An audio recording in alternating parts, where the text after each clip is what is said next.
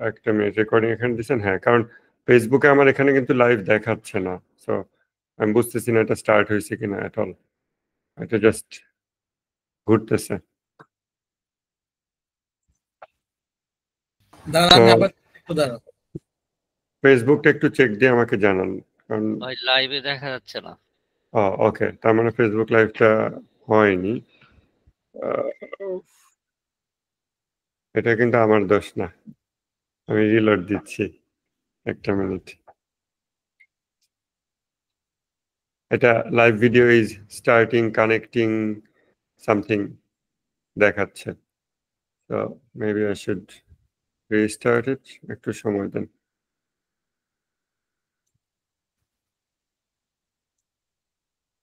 আমার আইডিতে দেখেন তো আবার রিপিট না আসে।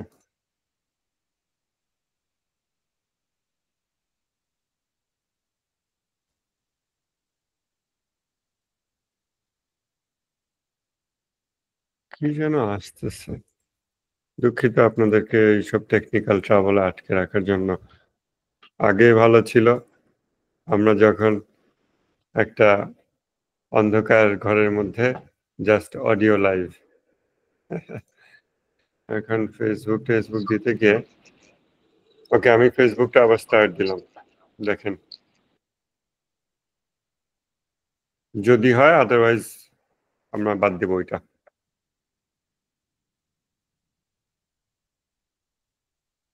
তো মেবি ফেসবুকের কোনো ইস্যু, এটা হচ্ছে না। হয়েছে মনে হচ্ছে। ঠিক আছে, বিসমিল্লাহ, আমরা শুরু করি 6 নম্বর হাদিসের রিভিশন। এটা হচ্ছে দুনিয়া প্রেমের উপরে ইমাম জাফর সাদিক আলাইহিস সালামের হাদিস।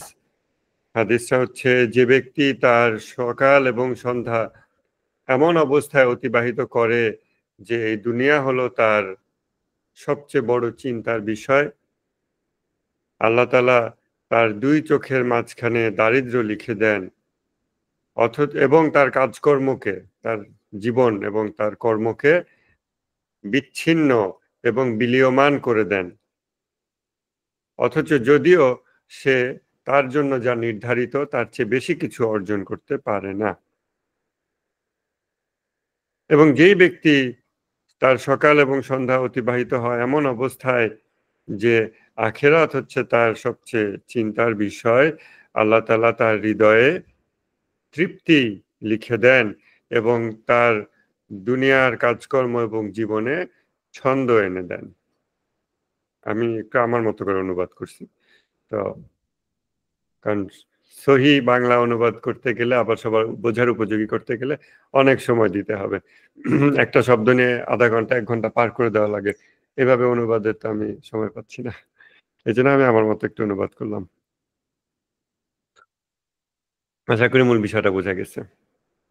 এখন দুনিয়া এবং আখিরাত বলতে কি বোঝায়, ইমাম খোমেনি খুব সুন্দর করে বলছেন যে এটার চুলচেরা বিশ্লেষণে আমরা যাব না, কারণ এই শাব্দিক অর্থের চুলচেরা বিশ্লেষণ, এইটা একজন আধ্যাত্মিক সাধক বা অভিযাত্রিক তার জন্য এটা জরুরি না, তার ওই যাত্রা থামিয়ে দিয়ে সে শব্দার্থ নিয়ে পড়বে এটা। তো জিনিসটা আমাদের একটা ক্লাসের সাথে প্রাসঙ্গিক হয়, যেখানে আমরা এর আগে আলাপ করছিলাম যে কোনো বিষয়বস্তুর কত গভীরে যাব, সার্বিকতা মাথায় রেখে কোনো বিষয়ের গভীরে আমরা যাব যতটুকু রিকোয়ার করে, ওর চেয়ে বেশি প্রিসিশন আমরা খুঁজবো না। লাভ অফ দ্য ওয়ার্ল্ড এই হাদিসটা, 6 নম্বর হাদিসটা গত বছরই আলোচনা হয়েছে, আশা করি আপনাদের অনেকেরই স্মরণে আছে। গত বছর রিভিশনের পাশাপাশি এবার ইমাম খোমেনির দৃষ্টিভঙ্গিটা একটু তুলে ধরার চেষ্টা করব, আল্লাহ যদি তৌফিক দেন। কারণ গত বছর ইমাম খোমেনির দৃষ্টিভঙ্গিটা আমরা ইন্টেনশনালি বাদ রাখছিলাম,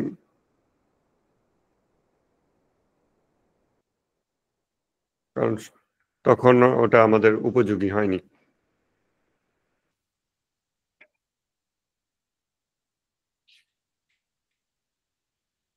আচ্ছা, ইমাম খোমেনির দৃষ্টিভঙ্গিতে আসার আগে আমরা আল্লামা মাজলিসির দৃষ্টিভঙ্গিটা একটু রিপিট করি।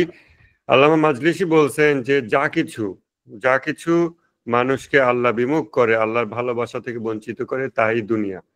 এমনকি যদিও বাহ্যিকভাবে লোকে সেটাকে আখিরাতি কাজ মনে করে, যেমন কেউ কোনো সেজদা দিচ্ছে, কেউ কোরআন তেলাওয়াত করতেছে, অথবা এরকম কিছু কাজ যেগুলোকে আমরা বাহ্যিকভাবে মনে করি এটা আখেরাতের জন্য, আখেরাতি জিনিস। সেটা যদি মানুষকে প্রকৃত অর্থে নির্যাসে আল্লাহ বিমুখ করে, যেটা নিয়ে আমরা রিয়া অধ্যায়ে পড়াশোনা করছি, ওজব এবং কিবর এই অধ্যায়গুলো আমরা প্রথম বছর পড়ছি, হাসাদ নিয়ে আমরা দ্বিতীয় বছরে পড়ছি। এই বিষয়গুলো কিন্তু অনেক এমন এমন কার্যক্রমকে কেন্দ্র করে ঘটে যেগুলো বাহ্যিকভাবে মানুষ মনে করে আখেরাতি কাজকর্ম, আখেরাতের জন্য করতেছে। বাইরে প্রসঙ্গক্রমে একটা কথা আমাদের আলোচনা করা যেতেই পারে, সেটা হচ্ছে যে বিভিন্ন রাজনৈতিক দলের যে ইফতার পার্টি কালচারটা আছে, এর সাথে ইফতারের বা রমজান মাসের যে আদব, এর কোনো সম্পর্কই নাই। আমরা নর্মালি ইফতার, রমজান মাস হচ্ছে যেখানে আল্লাহ তাআলা নিজে মেজবান এবং আমরা মেহমান, সেখানে আল্লাহর কথা হবে, কোরআন পাঠ হবে, কোরআনের আলোচনা হবে, কোরআন হাদিস থাকবে, এইগুলো। কিন্তু আমাদের দেশে যে জিনিসটা ট্র্যাডিশনাল হয়ে গেছে, এবং এটা যে কত একটা রমজান মাসের সাথে বেয়াদবি, আল্লাহর মানে দাওয়াতে অংশগ্রহণের আদবের বরখেলাফ, এটা কেউ খেয়ালই করতেছে না। যে একটা ইফতার পার্টি রাজনৈতিক দল থ্রো করে, সেখানে হাজার হাজার ক্যামেরা, মানুষজন খাচ্ছে, প্রচুর বিলাসী খাবার দাবার, তারপর সেখানে রাজনৈতিক লোকরা হাসি গল্প, এগুলো মূলত তাদের একটা পলিটিশিয়ানদের একটা গেট টুগেদার। পলিটিশিয়ানদের গেট টুগেদার তো ইফতার না বা রমজান মাস না। আল্লাহর সাথে তার বান্দার গেট টুগেদার হচ্ছে রমজান মাস। কিন্তু সেই জিনিসটা কি বানায় ফেলছে, অমুক ইফতার পার্টিতে অমুক অমুক রাজনৈতিক দলকে হাসি মুখে দেখা গেল, আলহামদুলিল্লাহ। মানে আল্লাহর সাথে হাসি মুখে দেখা না গিয়ে অমুক অমুক রাজনৈতিক দল হাত মিলালেন, একসাথে খাবার খেলেন, অমুকের প্লেটে খেজুর তুলে দিলেন, খুব সুন্দর। তো এই জিনিসগুলো মানে রোজাকে, ইফতারকে অপব্যবহার করা হচ্ছে। তারপরে আপনি দেখবেন, তারপর আরো এটা থেকে অনেক বাজে জিনিস এনসু করে, যে অমুক দলকে ডাকা হয়নি, বা অমুককে কেন ডাকলো ইফতার পার্টিতে, বা কেন জামায়াতে ইসলামী কেন কাদের সিদ্দিকীর সাথে ইফতার করলো। মানে যখন আপনি শুধু ইফতার জিনিসটা চিন্তা করবেন, তখন আপনি তো যে কারোর সাথে ইফতার করতে পারেন, তখন আর আপনার তার সাথে ব্যক্তিগত বিরোধ না, আপনি তখন বা আপনার সাথে রাজনৈতিক বিরোধ বা সামথিং, কিন্তু সে যেহেতু মুসলমান বাহ্যিকভাবে, শরীরভাবে সে আল্লাহর মেহমান হিসেবে আসছে, আপনিও আল্লাহর মেহমান, মেজবান হচ্ছেন আল্লাহ তাআলা, আমাদের মাধ্যম দিয়ে হয়তো ইফতার এগুলো ব্যবস্থা হচ্ছে।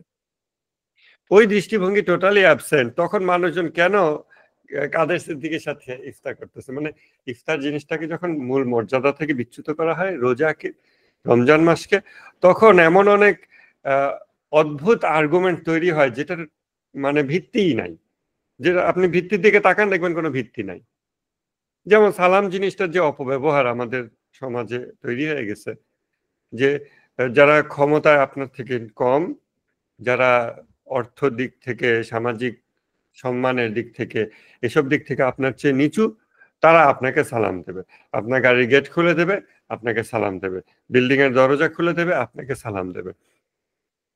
মানে সালাম জিনিসটা, সে আসলে তো আমাকে সালাম দিচ্ছে না, সে আসলে আমাকে গালি দিচ্ছে হয়তো। এই সে রিয়েলি কি অন্তর থেকে আমার জন্য শান্তি কামনা করতেছে? সালাম জিনিসটা একটা হিউজ অপব্যবহার আমরা দেখি, যে এই যে পুলিশের ঊর্ধ্বতন কর্মকর্তা বা আর্মি, এরকম সালাম আলাইকুম স্যার, আরে সালাম আলাইকুম স্যার, তুমি কি রিয়েলি তার সাথে তার জন্য শান্তি চাইতেছো, নাকি এরকম একটা, এরকম প্রচুর অপব্যবহার চারিদিকে আছে। হ্যাঁ, অলি বলতে চাচ্ছিলেন, কি বলেন? আমাদের হল কালচারে আর কি, যখন মানে মানে ইয়া ছিল, মানে কি বলে, ছাত্র লীগ ছিল আর কি, তো ওখানে কালচারটা ছিল এরকম করা, আমাদের মানে র্যাঙ্ক দেওয়া হতো, এই কারণে আমরা যেন সিনিয়র জুনিয়ররা সিনিয়রদেরকে সালাম দিই। তো মানে দেখা মাত্রই আর কি, পছন্দ হোক না হোক বা যে হোক, আর এটা যদি না দিই তাহলে এটার জন্য আবার রাতে র্যাঙ্ক দেওয়া হতো আর কি। মানে ব্যাপারটা এরকম হয়েছে। হ্যাঁ, মানে ওইটাই কিন্তু, মানে সোসাইটি অন্য জায়গায় ওই জিনিসটা আর প্রিভ্যালেন্ট আছে তো। কোনো সিনিয়র যদি আবার কোনো জুনিয়রকে সালাম দিতে এটা যদি যেত, তাহলে ওকে আবার র্যাঙ্ক দিত সিনিয়রকে, সেখানে সিনিয়র সালাম দিছে জুনিয়রকে। মানে যখন মানুষ মানে নির্যাস থেকে বিচ্যুত হয়ে যায়, নির্যাস থেকে বিচ্যুত হতে হতে কোন জায়গায় চলে গেছে, যে সালাম জিনিসটা কেন ছোট কাউকে সালাম দিছে, এটা একটা মহা অপরাধ। আবার ইফতার নিয়ে পার্টি হচ্ছে, তো মানে এই ব্যাপারটা কিন্তু পসিবল অ্যাকচুয়ালি, যে যেটাকে মানুষ আখেরাতি জিনিস মনে করে, সেটা আসলে দুনিয়াবি হয়ে গেছে। আবার যেগুলোকে মানুষ দুনিয়াবি কাজ বলে, এই কামাই রোজগার করা, খাওয়া দাওয়া, ঘরের কাজকর্ম করা, দুনিয়াবি কাজ, বাট সেটাও আখিরাতি হয়ে উঠতে পারে। আল্লামা মাজলি সেটাই বলতেছেন যে যা কিছু মানুষকে আল্লাহ বিমুখ করে, আল্লাহর ভালোবাসা থেকে বঞ্চিত করে, সেটাই দুনিয়া। যা কিছু তার বিপরীত, তাই আখিরাতের। এমনকি যদিও তা জাহেরি রূপে প্রকাশিত হয় এই মাটির দুনিয়াতে, যেমন ব্যবসা, লেনদেন, যুদ্ধ, হালাল রিজিক, এগুলো আখিরাতি কাজকর্ম হতে পারে। এখন আমরা বুঝতে পারবো যে দ্বিতীয় হাদিস যেহেতু আমরা পড়ছি, নিয়ত, নিয়তের উপর নির্ভর করে কর্ম দুনিয়াবি হয় বা আখিরাতি হয়। মূলত শরঈভাবে হালাল যত কর্ম আছে ইসলামে, এবং মুস্তাহাব যত কর্ম আছে, এবং ফরজ যেসব কর্ম আছে, এর সকল কর্মই কিন্তু মানুষকে আল্লাহমুখী করার জন্য করা মানে দেওয়া হয়েছে। অর্থাৎ ওই সকল কর্মের সাথে সঙ্গতিশীল যে নিয়তটা থাকার কথা, কেননা নিয়ত এবং কর্ম জোড় হিসেবে থাকে। এমন কোনো কর্ম মানুষ করে না যার পিছনে কোনো নিয়ত ছিল না, আর এমন কোনো নিয়ত মানব হৃদয়ে সৃষ্টি হয় না যা বাস্তবায়নের জন্য সৃষ্টি জগৎ অনুকূল হয়ে যায় না। এই দুটো বিষয় আমরা যখন মাথায় রাখবো, তখন আমরা বুঝতে পারবো যে নিয়ত এবং কর্ম হলো অবিচ্ছিন্ন জোড়। এবং যা কিছু কর্ম দুনিয়ার বুকে মানুষ করবে বলে আল্লাহ তাআলা চেয়েছেন, তার সবকিছুর সাথেই নিশ্চয়ই একটা নিয়ত আছে, যে নিয়তটা আল্লাহর পছন্দ, ওই কর্মের সাথে সঙ্গতিশীল নিয়ত। যেমন কাউকে সালাম দিলে সত্যি তার জন্য শান্তি অন্তর থেকে কামনা করা, এটাই হওয়া উচিত এই বাহ্যিক কর্মটার নিয়ত। এটা না যে আমি চাপে পড়ে ওকে রেসপেক্ট দিচ্ছি, রেসপেক্ট দেওয়ার জন্য সালাম, এটা না। সালাম সালামের জন্য, তাই না? রোজা আল্লাহর জন্যই। আল্লাহ তো বলছেন যে সিয়াম আমার জন্য, আমি নিজে এর প্রতিদান দেব। আল্লাহর জন্যই। এটা না যে আমরা রোজা রাখতেছি অন্যান্য কোনো কারণে, অন্য কোনো ব্যক্তির জন্য, সামাজিক কারণে ইফতার করতেছি রাজনৈতিক দলরা মিলে ক্যামেরার সামনে ইফতার পার্টি দিয়ে, এসব এগুলো কিছু না। তো নিয়ত এবং কর্মের এই যে জোড়, খেয়াল করে দেখবেন যে ইসলাম সম্মত যত কর্ম আছে বা ইসলামে এনকারেজ যত কর্ম আছে, জ্ঞান চর্চা, এটা ওটা যা কিছু, এই সকল কর্মের যে নিয়ত, সেই নিয়তটা নিশ্চয়ই আল্লাহমুখী তার নিয়ত। আমরা যখন ওই নিয়তটাকে বিচ্ছিন্ন করে ফেলি, তখন সালাম দেওয়া জিনিসটা, বাহ্যিক কর্ম একই আছে, নিয়ত বিচ্ছিন্ন হয়ে অন্য কিছু চলে আসছে। সেটা কি? তেলানো, অথবা মানে ফোর্সফুল রেসপেক্ট শো করা, এরকম। অথবা রাজনীতি, রাজনীতি যে অর্থে হোক, নেগেটিভ অর্থে যেটা আর কি, ইত্যাদি। ইভেন আপনার দুটো ভালো কাজ, সেইটারও ইমিডিয়েট নিয়ত যেগুলো আছে, ওগুলোকে যদি ইন্টারচেঞ্জ করে ফেলা হয়, তা হবে না। এটা একটা উদাহরণ ডক্টর ফারুক সেকালেশফার উনি দিছেন ইরফানের ক্লাসগুলোতে। উনি মূলত ইমাম খোমেনির যেই আধ্যাত্মিক দর্শন, এটার ছাত্র।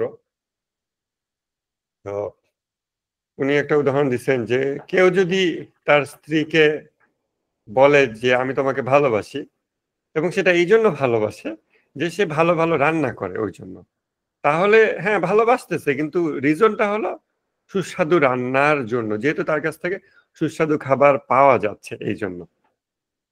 আবার কেউ যদি তাকে এই জন্য ভালোবাসে যে আমি তোমাকে তোমার জন্যই ভালোবাসি, রান্না বা এটা ওটা অন্যান্য কিছুর জন্য না, ওগুলো না হলেও ভালোবাসবো, ওগুলো হলেও ভালোবাসবো, তখন এটা আরেক রকমের ভালোবাসা, পার্থক্য আছে।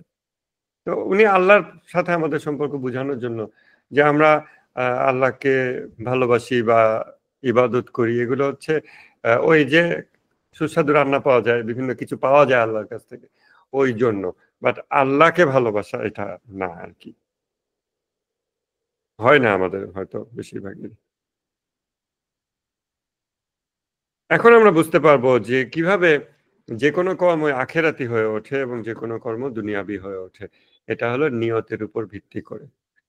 আর আহ, একটা ছোট বাউন্ডারি থাকে, সেটা হচ্ছে যে আমি ভালো নিয়তেও সরই হারাম কাজ করতে পারবো না। সরই ভাবে যেটা হারাম, এটা আমি বলতে পারি না যে আমি তো ভালো নিয়ত দিয়ে দিছি অতএব এটা আখেরাতি কাজ হয়ে গেছে, ওই জায়গায় শরীয়ত আমাদেরকে একটা বাউন্ডারি দেয়। তো শরীয়ত হচ্ছে আমাদের রিয়েলি আমাদের কি বলবো গাইডিং ইয়ার্ডস্টিক, যে একটা মানুষ শরীয়ত মানতেছে কিনা, আমি শরীয়ত মানতেছি কিনা। শরীয়ত না মেনে নিয়ত নিয়ে আমি খুব ভালো নিয়ত করলাম, তারপর আমি শরীয়ত জানি না, উল্টাপাল্টা করে যাচ্ছি, এটা হয় না। সো কর্মের সীমারেখাগুলো শরীয়ত দ্বারা নিয়ন্ত্রিত হতে হবে এবং প্রতিটা কর্মের সাথে সঙ্গতিশীল নিয়ত যুক্ত থাকতে হবে।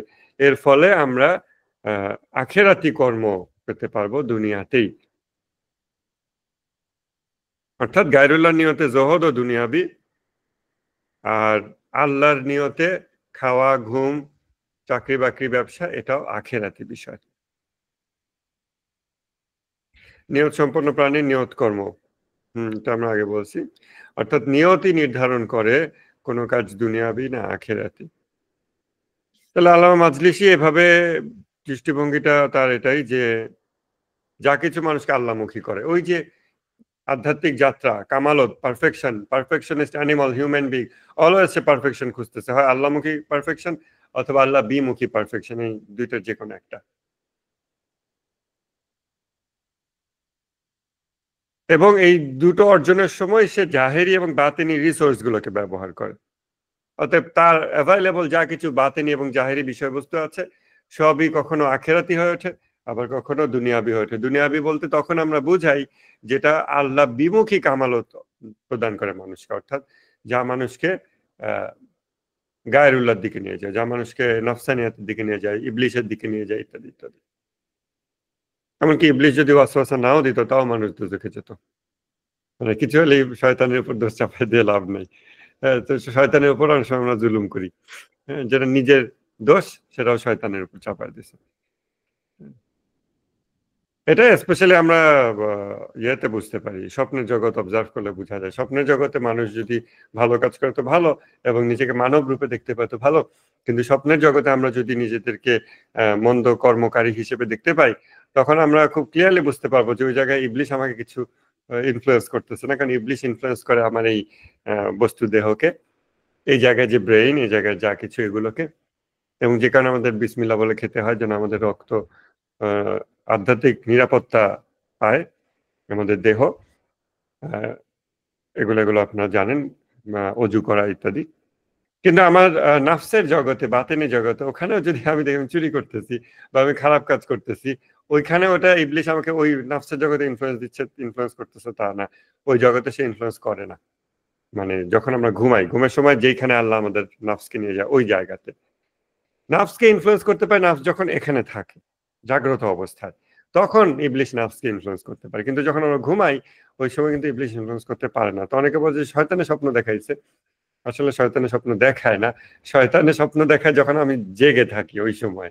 আর ওইটা যখন আমার নাফসের ভিতরে আমি অ্যাকসেপ্ট করে ফেলি, তখন আমার নাফস ঘুমের সময় যখন নাফসের জগতে চলে যায়, নবী রাসূল ইমামদের সাথে একই জগতে, শহীদদের সাথে একই জগতে, মানে বারজাখের জগতে চলে যায়, ওই জায়গায় গিয়েও আমি যখন নবী রাসূলের সাথে দেখা সাক্ষাৎ না করে আমি যখন অকাম করতে থাকি, তখন বোঝা যায় যে ওইটা শয়তানি ইনফ্লুয়েন্স না, ওটা হচ্ছে আমার নিজের শয়তানি।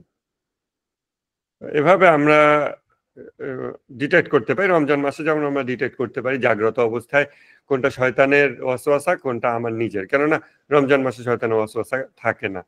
অর্থাৎ রমজান মাসে যা কিছু মন্দ প্রবৃত্তি আমার ভিতরে জাগ্রত হয়, রাগ, ঘৃণা এবং শাহওয়াত এবং যা কিছু মন্দ ভাবে জাগ্রত হয়, আমি বুঝতে পারবো এটা আমার উপরে যা প্রভাব সৃষ্টি হয়ে গেছে নিতান্তই সেটা এখন আমার ব্যাপার। এখন কিন্তু ইবলিশকে আর দোষ দেওয়া যাবে না, এটা পিওরলি আমার। আমি যদি আমার সাইডটুকু ক্লিয়ার করি, তখন ইবলিশের ওয়াসওয়াসা থেকে আল্লাহ আমাকে হেফাজত করবেন যখন আমি আউযুবিল্লাহি মিনাশ শাইতানির রাজিম পাঠ করবো। কারণ এটা একটা প্র্যাকটিক্যাল সলিউশন, বাতেনি জগতের প্র্যাকটিক্যাল চিকিৎসা। আমরা এটাকে হয়তো পড়তে পড়তে একটা কমন জিনিস বানাই ফেলছি, এটা একটা প্র্যাকটিক্যাল চিকিৎসা। কিন্তু এই প্র্যাকটিক্যাল চিকিৎসা আমাদের কাজ করে না, কারণ আমাদের ভিতরে আবার দুর্বলতা রয়ে গেছে।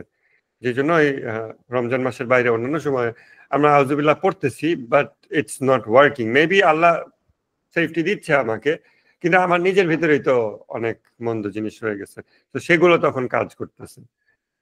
এটাও একটা উপায় হতে পারে, আমরা যদি সিনসিয়ারলি আউযুবিল্লাহ পাঠ করার পরেও নিজের মন্দ বিষয়গুলোকে অনুভব করতে পারি এবং জাহেরি ভাবে এটার বহিঃপ্রকাশ ঘটে, তাহলে আমরা বুঝতে পারবো এটা আমার নিজস্ব সত্তাগত অংশ হয়ে গেছে, এটা আমাকে পরিবর্তন করতে হবে।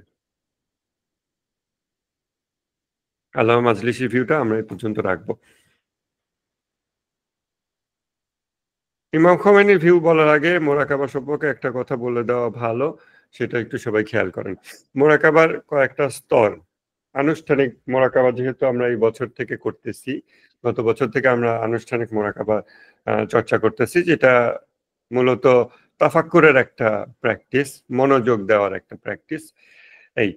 বাট সার্বক্ষণিক মোরাকাবা, যেটা জাগ্রত অবস্থায় 24 ঘন্টা যেটা করতে হয় বা করতে হবে, এইটা প্রাথমিকভাবে কি করবেন? এটা মনে হয় গতকালকেও একটা প্রশ্ন এরকম আসছিল, সেটার সাপেক্ষে আলোচনা হয়েছে। এইটা প্রাথমিকভাবে প্রথম অ্যাটলিস্ট 1 বছরের জন্য শরীয়তের শুধু ওই বিষয়টুকু যেটা ফরজ এবং যেটা হারাম, এই দুটো জিনিস। অর্থাৎ একজন ব্যক্তি যে আধ্যাত্মিক যাত্রা করতে চায়, প্রথম 1 বছর সে তার সাধনাটা এরকম হবে জাগ্রত অবস্থায়, খুব বাইনারি, অনেকটা সালাফিদের মতো, ভেরি বাইনারি। বাট অবশ্যই এটুকুতে তার থেমে থাকলে হবে না, তাকে একজন ওস্তাদের কাছে বাকি বিষয়গুলো শিক্ষা করতে হবে। প্রথমে 1 বছর তাকে দেখতে হবে আমি যে কাজটা এখন করতেছি এটা কি ফরজ কাজ নাকি এটা হারাম।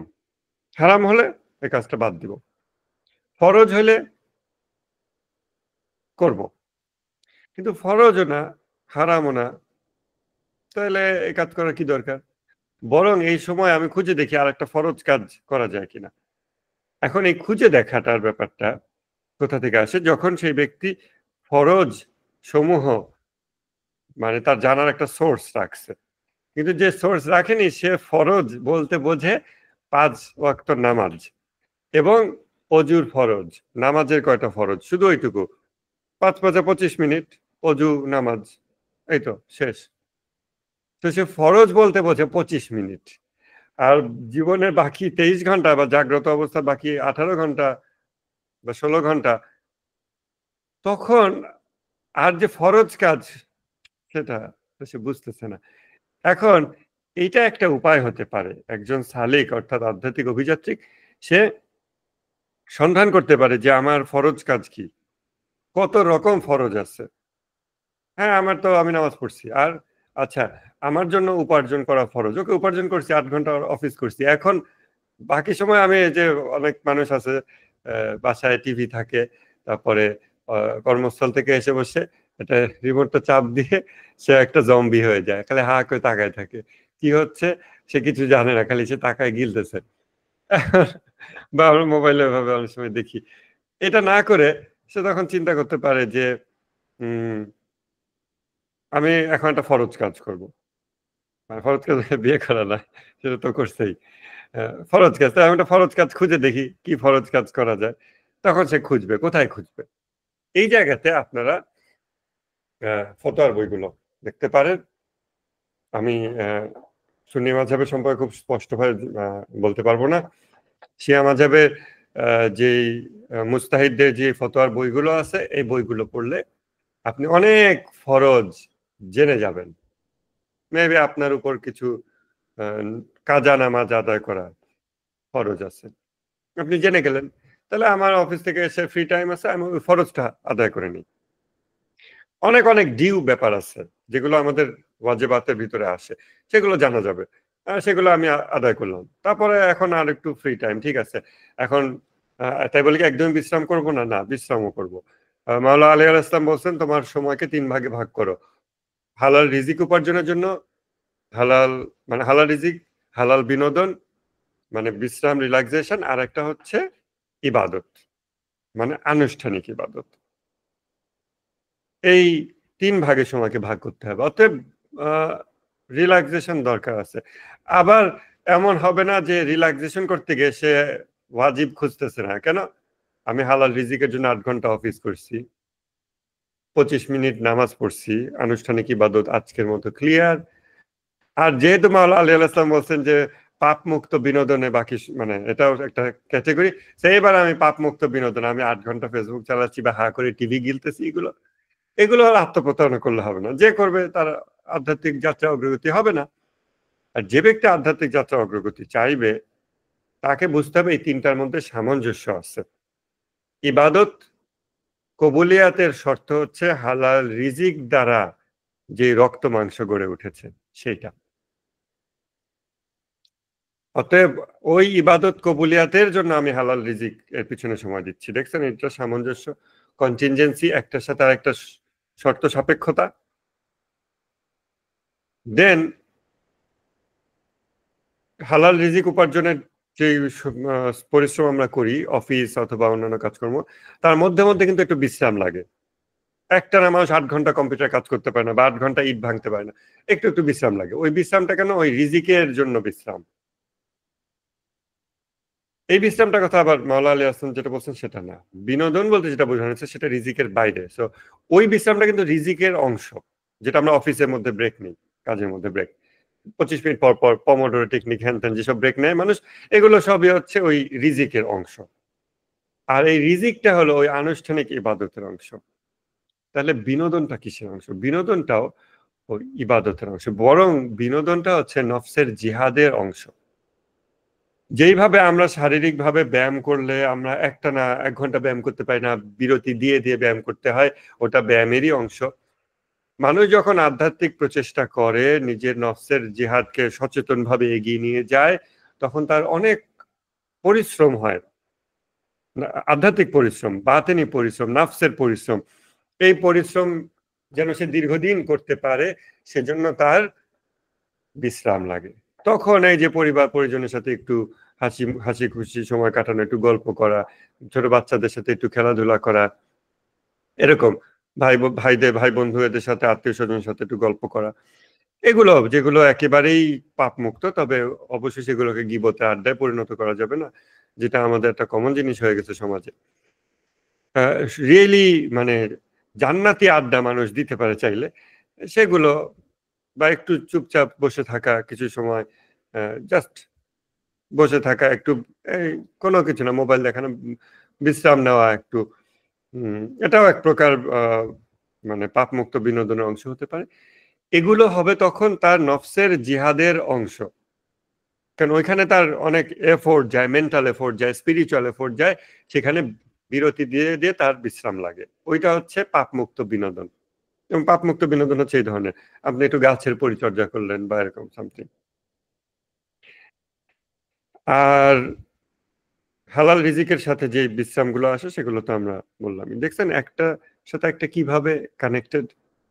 এইভাবে আমার প্রতিদিনের সময়কে 3 ভাগে ভাগ করে ব্যয় করতে হবে এবং বুঝতে হবে যে এক ভাগের সাথে আরেক ভাগ, একটার সাথে আরেকটা সংগতি থাকবে, সামঞ্জস্য থাকবে।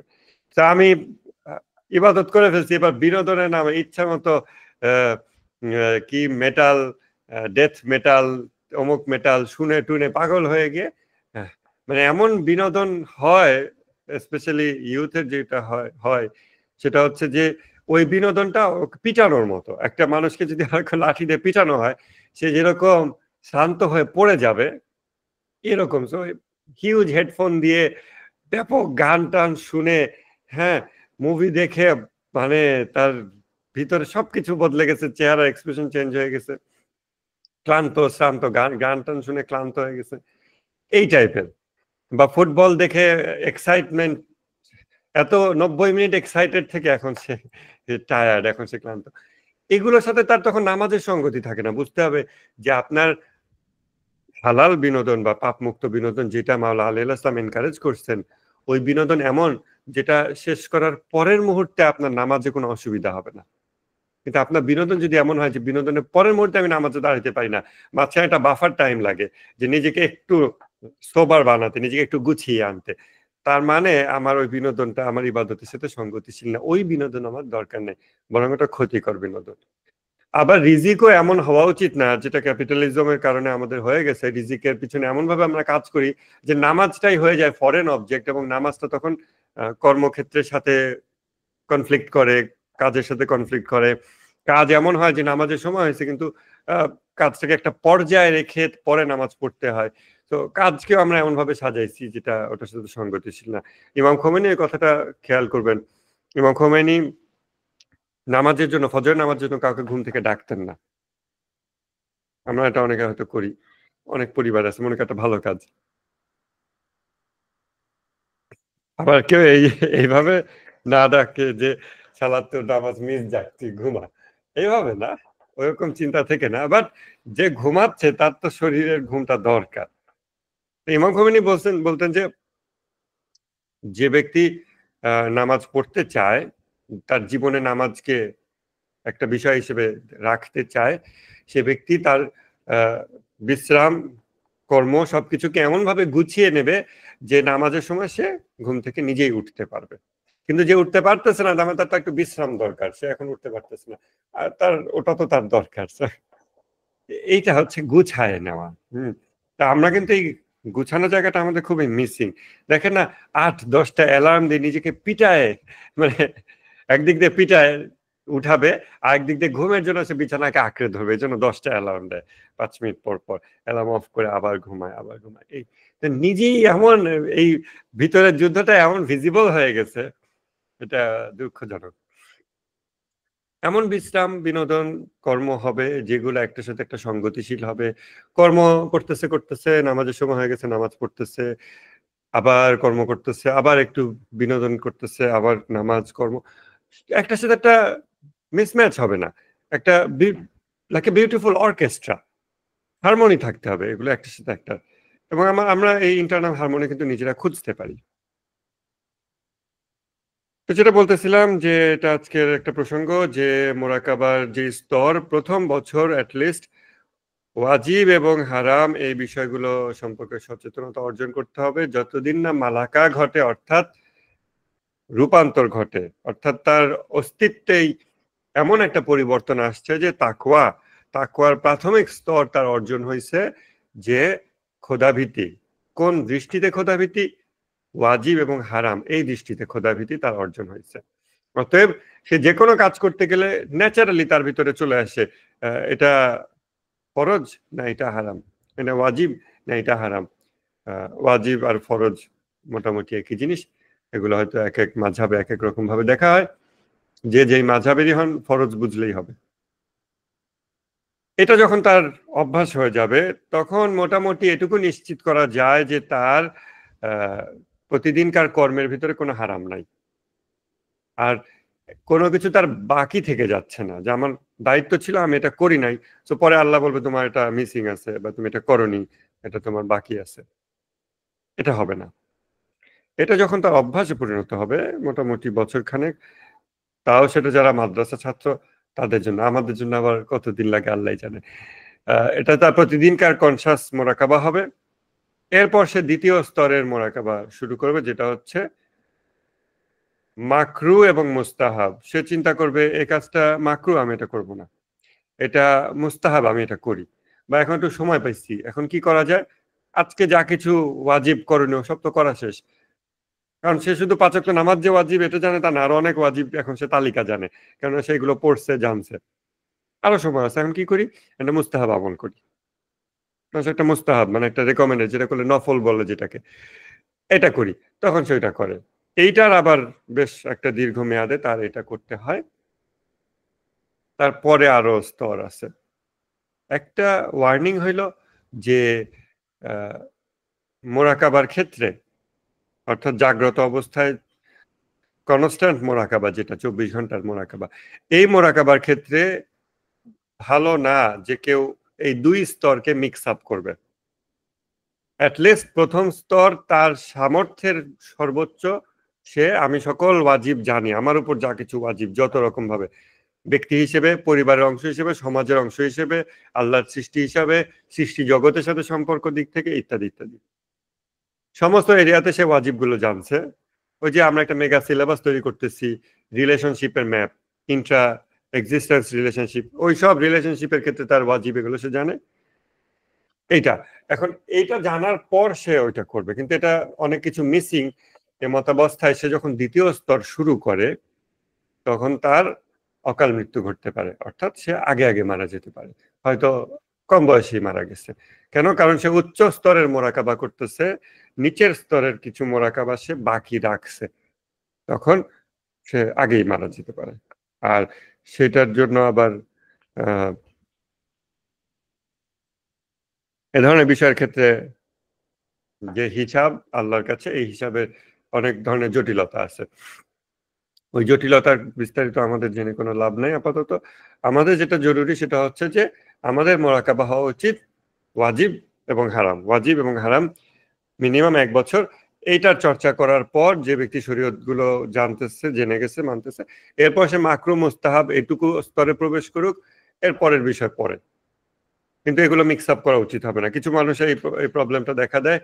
আপনারা অবশ্যই এই বিষয়ে সতর্ক থাকবেন যে কোন নফল বিষয়ে এত জোর দিচ্ছে, এত সূক্ষ্ম প্রচেষ্টা করতেছে, এত এফোর্ট দিচ্ছে, ওইদিকে অনেক ওয়াজিব সে জানে না, অনেক হারাম তার অটোমেটিক হয়ে যাচ্ছে, সে জানে না।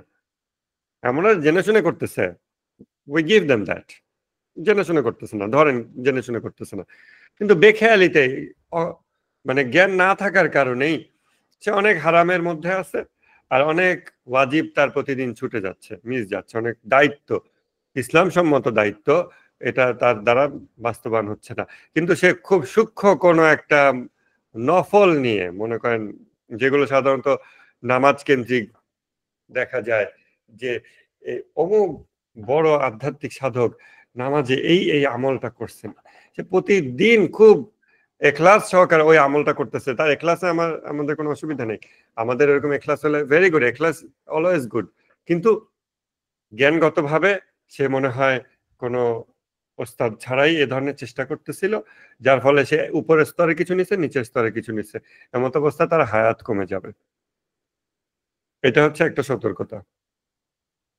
আমরা ইনশাল্লাহ হাদিসের পরে এই শরীয়ত গুলো, সামাজিক শরীয়ত এবং আরো বিভিন্ন শরীয়ত, যেসব এরিয়াতে আমাদের শরীয়ত উপেক্ষিত বা আমরা জানি না, এগুলো আমরা রেগুলার জানার একটা ব্যবস্থা করতে পারি। আপনারা একটু স্মরণ রেখেন, এটা আমাদের জন্য জরুরি হবে ইনশাল্লাহ। এই হচ্ছে মোরাকাবার বিষয়ে একটা গাইডলাইন, কিছু সতর্কতা। তারপরে আমরা ইমাম খোমেনির দৃষ্টিতে দুনিয়া এবং আখিরাত, এইটার আজকে একটা আলাপ করি, যেটা বিগত বছরে করা হয়নি। এই বছর ইনশাল্লাহ আশা করতেছি আমরা সবাই এটা বোঝার এবং ধারণ করার উপযোগী থাকব। বিসমিল্লাহ।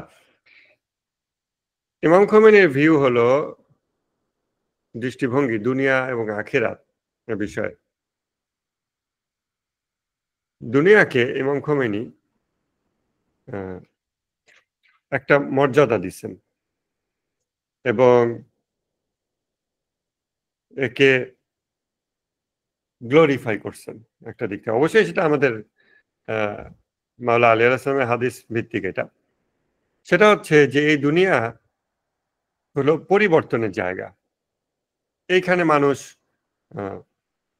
রূপান্তর ঘটে। এটা হলো নাফসের নার্সারি, যেখানে চর্চার মাধ্যমে ছোট বাচ্চা তাকে গড়ে তোলা হয় জ্ঞানের জন্য, গাছ, চারা গাছকে বড় করা হয়, এরকম। তো নাফস যেখানে মানে পরিপক্ক হয়, পূর্ণতা প্রাপ্ত হয়, সেইটার জায়গা হচ্ছে দুনিয়া, এই পৃথিবী, আর্থ নামের যেই গ্রহ, এটা। এবং এখানে যা কিছু কর্ম আমরা করতে পারি, যা কিছু করা যায়, এগুলো ওই নাফসের ট্রেনিং এর জন্য। নাফসের ট্রেনিং, যে সে ম্যাচিউরড হবে, সে পরিপক্ক হবে, সে আল্লাহকে দর্শন করবে, আল্লাহকে দেখবে।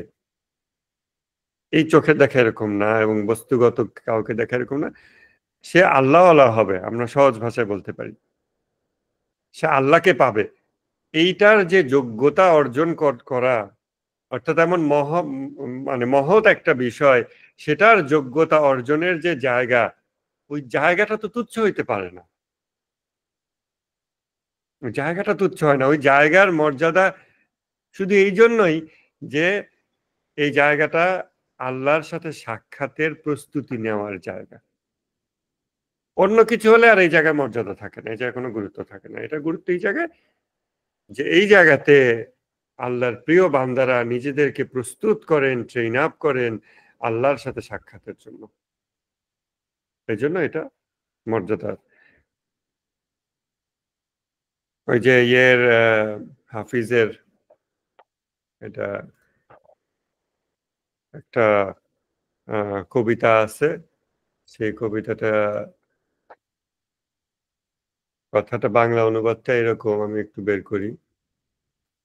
সরি, হ্যাঁ পাইছি।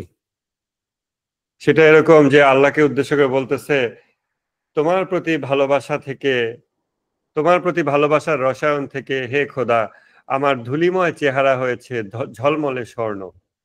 হ্যাঁ, তোমার আশীর্বাদে ধূলিকণাও হয়ে যায় স্বর্ণ। মানে সে বলতেছে যে আমার চেহারা তো ধূলিময়, মানে মাটির এই দেহ আমার, আমি তো মাটি থেকে সৃষ্ট, কিন্তু তোমার প্রতি ভালোবাসা যখন আমি অর্জন করলাম বা আমি তোমাকে যখন ভালোবাসলাম, তখন এই আমার ধূলিময় চেহারাও স্বর্ণে রূপান্তরিত হয়েছে। কেন হয়েছে? কারণ এই মাটির দেহ তোমাকে ভালোবাসছে, তোমাকে ভালোবাসার কারণে তার মর্যাদা সে মর্যাদা প্রাপ্ত হয়েছে। তারপরে আরেকটা ইয়ে আছে, হুম,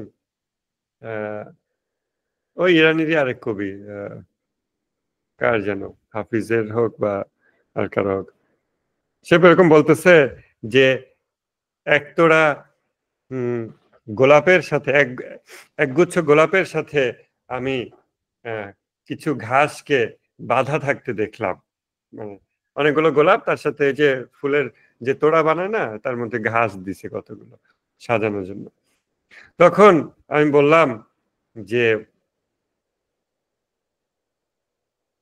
আচ্ছা, ফরজ আর ওয়াজিব কি একই? এটা সরই পরিভাষা। এটা আপনি যদি সুন্নি মাযহাবের হন তাহলে আপনি ফরজ এবং ওয়াজিব, সুন্নি ফিকাতে যে দুটো শব্দই ব্যবহার হয়, এই দুই শব্দ তারা যা কিছু এগুলো পালন করবেন প্রথম বছরের মোরাকাবায়। আর কেউ যদি শিয়া মাযহাবের হয়, সে ওয়াজিব পালন করলেই হবে। তার ভিতরেই সুন্নিরা যা ফরজ এবং ওয়াজিব বলতে যা বলছে, শিয়ারা ওয়াজিব শব্দ দিয়ে সেই শিয়া ফিকাতে সেই দুটোই কাভার্ড হয়। এনিওয়েজ, তো ওই ইয়েটা বলতেছে যে আমি গোলাপের সাথে ঘাসকে বাঁধা থাকতে দেখলাম।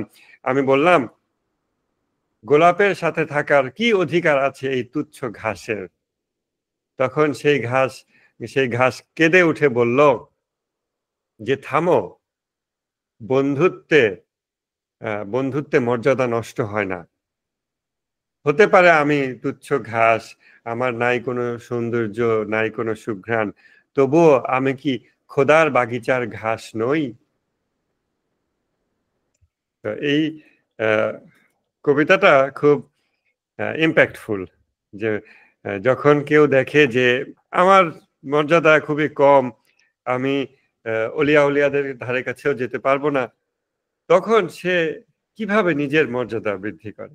সে তখন হতে পারে আমি একজন আলেমের জুতা মুছে দিই, এভাবে সে মর্যাদা অর্জন করার চেষ্টা করে।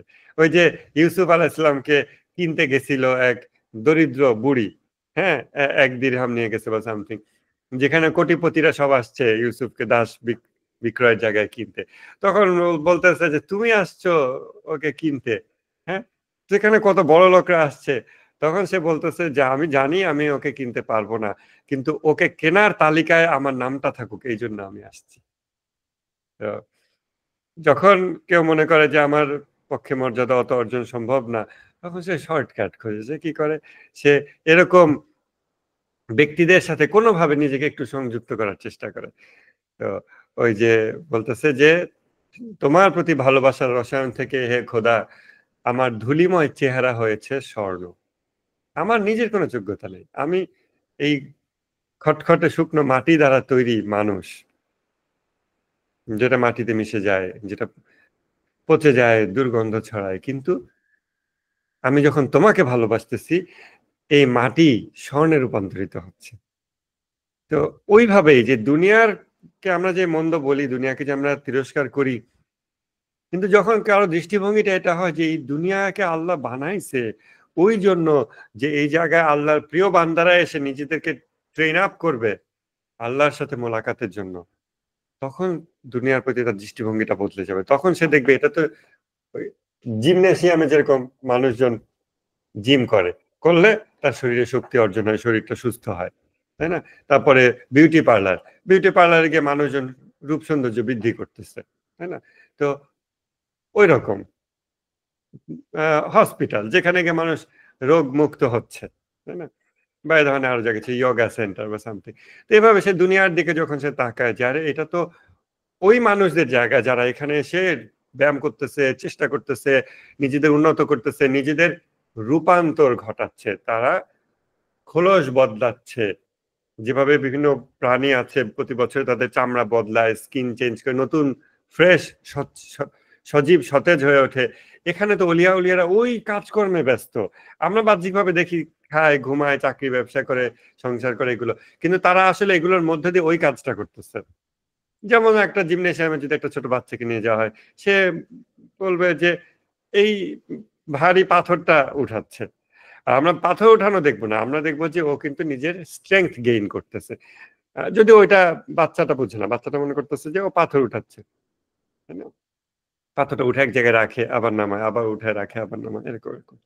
কিন্তু আমরা বুঝতেছি যে স্ট্রেংথ গেইন করতেছে। সো অলিয়া উলিয়াদেরকে যখন আমরা আমাদের এই মান্ডেন চোখ দিয়ে দেখি, এই দুনিয়ার চোখ দিয়ে দেখি, তখন আমরা অনেক অলিয়া উলিয়াকে আমরা মনে করি এই সাধারণ মানুষ এরকম। এই যে রজব আলী খাইয়াত একজন দর্জি, এই দর্জি। বাট বড় বড় আয়াতুল্লাহরা তার কাছে যেতেন যে তার আধ্যাত্মিক মর্যাদা কি, এরকম। ইমাম খোমেনির দৃষ্টিভঙ্গি হলো দুনিয়া পরিবর্তনের জায়গা। যদিও এটা এক্সিস্টেন্স বা অস্তিত্বের এটা হলো নিচু অবস্থান, নিম্নতর অবস্থান, কিন্তু এটা পরিবর্তনের জায়গা, রূপান্তরের জায়গা, এটা বিলীয়মান জায়গা। কিসের উদ্দেশ্যে বিলীয়মান হয়, মানে বিলীন হয়ে যায়, কিসের উদ্দেশ্যে রূপান্তর ঘটে? সেগুলো যখন আল্লাহর জন্য ঘটে তখন দুনিয়া সুন্দর। তারপরে ইমাম খোমেনির দৃষ্টিভঙ্গি এখনো শেষ হয়নি, আরো খেয়াল করেন।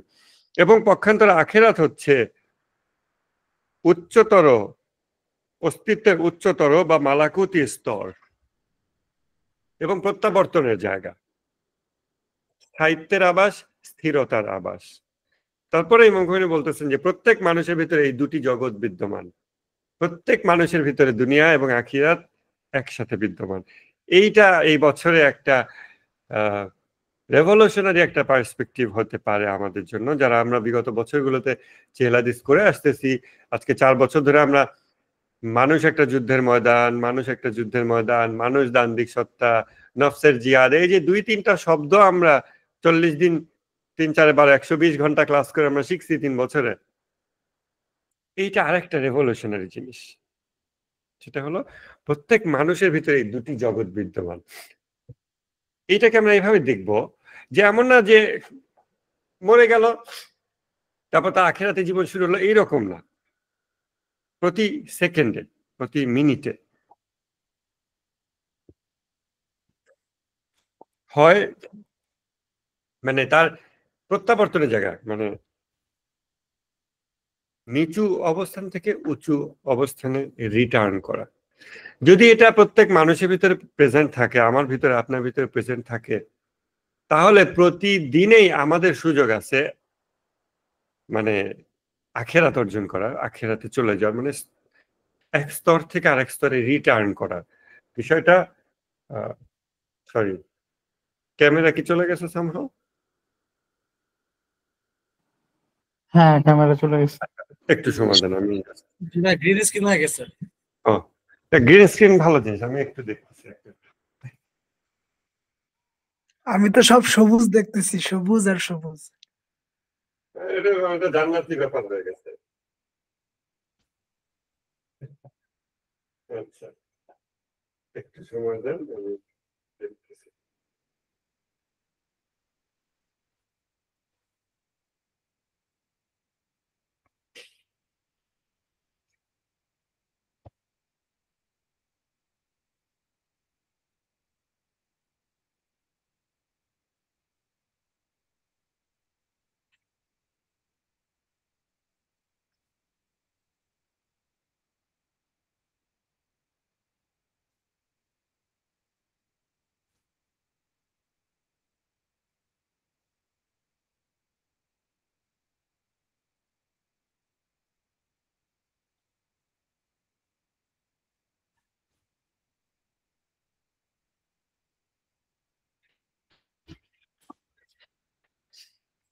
এনিওয়েজ আমি মনে হচ্ছে না এই সবুজ জিনিসটাকে ঠিক করতে পারতেছি। সো এটা সবুজই থাক, আমরা আমাদের ক্লাসটা আপনি লিভ নিয়ে আবার জয়েন করেন। কি করে? ও লিভ নিলে, আচ্ছা বের হয়ে আবার জয়েন করেন। তাহলে আমাকে আর 2-3 মিনিট সময় দেন, আমি লিভ নিয়ে আবার জয়েন দিচ্ছি। হ্যাঁ শিওর। আপনারা একটু কনভারসেশন কন্টিনিউ করেন, আমি জাস্ট লিভ নিয়ে আসতেছি।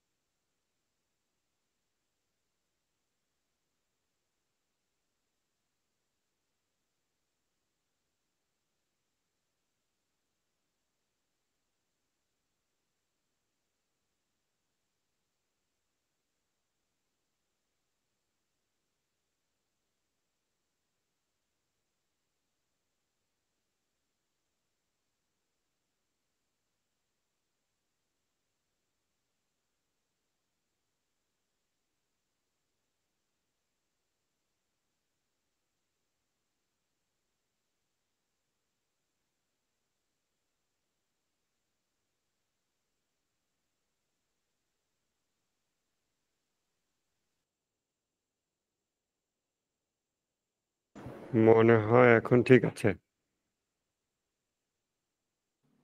জি। আচ্ছা আচ্ছা, তো আমরা যে জায়গাতে ছিলাম, যে এটা একটা দৃষ্টিভঙ্গি যেটা আমরা আচ্ছা একটা কমেন্ট আসছে, কমেন্ট আমি একটু পরে দেখতেছি, মেসেজ আসছে। ফেসবুক লাইভ আমরা ক্লোজ করে দিছি, ঠিক আছে, এখানে যেটা রেকর্ড থাকতেছে। তো এটা একটা দৃষ্টিভঙ্গি যে প্রত্যেক মানুষের ভিতরে এই দুটি জগৎ বিদ্যমান, যা যা সে ছেড়ে যায় এবং যেখানে সে রিটার্ন করে।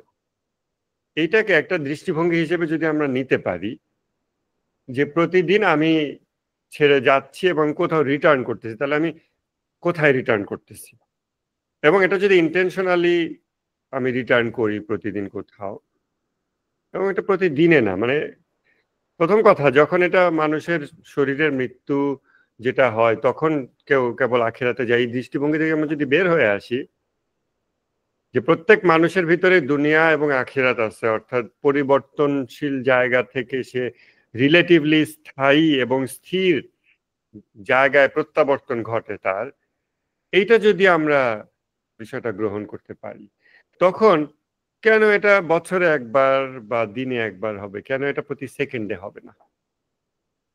এটা ঠান্ডা মাথায় চিন্তার বিষয়। চিন্তা করলে বুঝতে পারবেন যে এইটা আসলে প্রতি মুহূর্তের ব্যাপার, বা মুহূর্ত মানে তার থেকেও ছোট যদি কিছু থাকে। দুনিয়া থেকে মানুষ আখেরাত, মানুষ প্রত্যাবর্তন। এই যে আমরা যেই কথাটা বলি যে ইন্না লিল্লাহি ওয়া ইন্না ইলাইহি রাজিউন, আমরা তার দিকেই প্রত্যাবর্তনরত। নিশ্চয়ই আমি আল্লাহর জন্য এবং আমি তার দিকে প্রত্যাবর্তনরত, মানে আমি তার দিকে প্রতি মুহূর্তে ফিরে যাচ্ছি, প্রতি মুহূর্তে ফিরে যাচ্ছি। তার মানে প্রতি মুহূর্তে আখিরাত ঘটতেছে, এবং আমি দুনিয়া ছেড়ে যাচ্ছি প্রতি মুহূর্তে।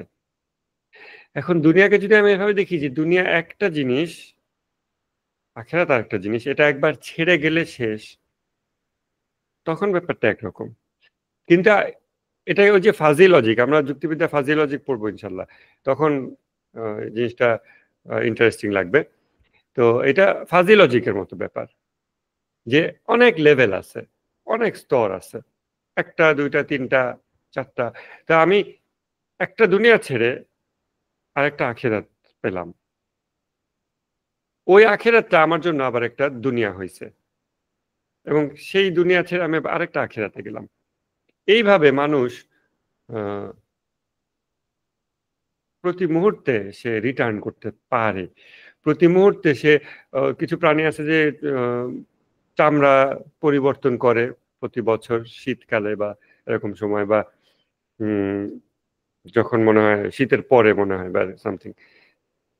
কিন্তু ওইটা যদি প্রতিদিন ঘটে, প্রতি সেকেন্ডে ঘটে, এখন আমরা যখন আমাদের যেহেতু দৃষ্টিভঙ্গি হচ্ছে জাহেরি বস্তুগত দেহকে আমরা দেহের মৃত্যু আমরা শেষ মনে করি, যে কারণে আমরা আখেরাত শুরু হওয়া মানে মৃত্যুর পর এরকম মনে করি।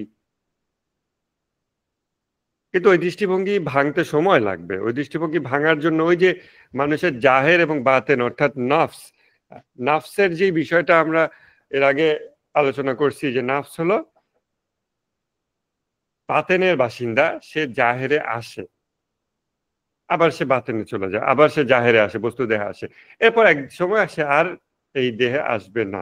তখন যখন আর আসবে না আল্লাহ নির্ধারণ করে দিচ্ছে, তখন এই দেহের কার্যক্রম আল্লাহ অফ করে দিচ্ছে, তার জার্নি কন্টিনিউ হচ্ছে।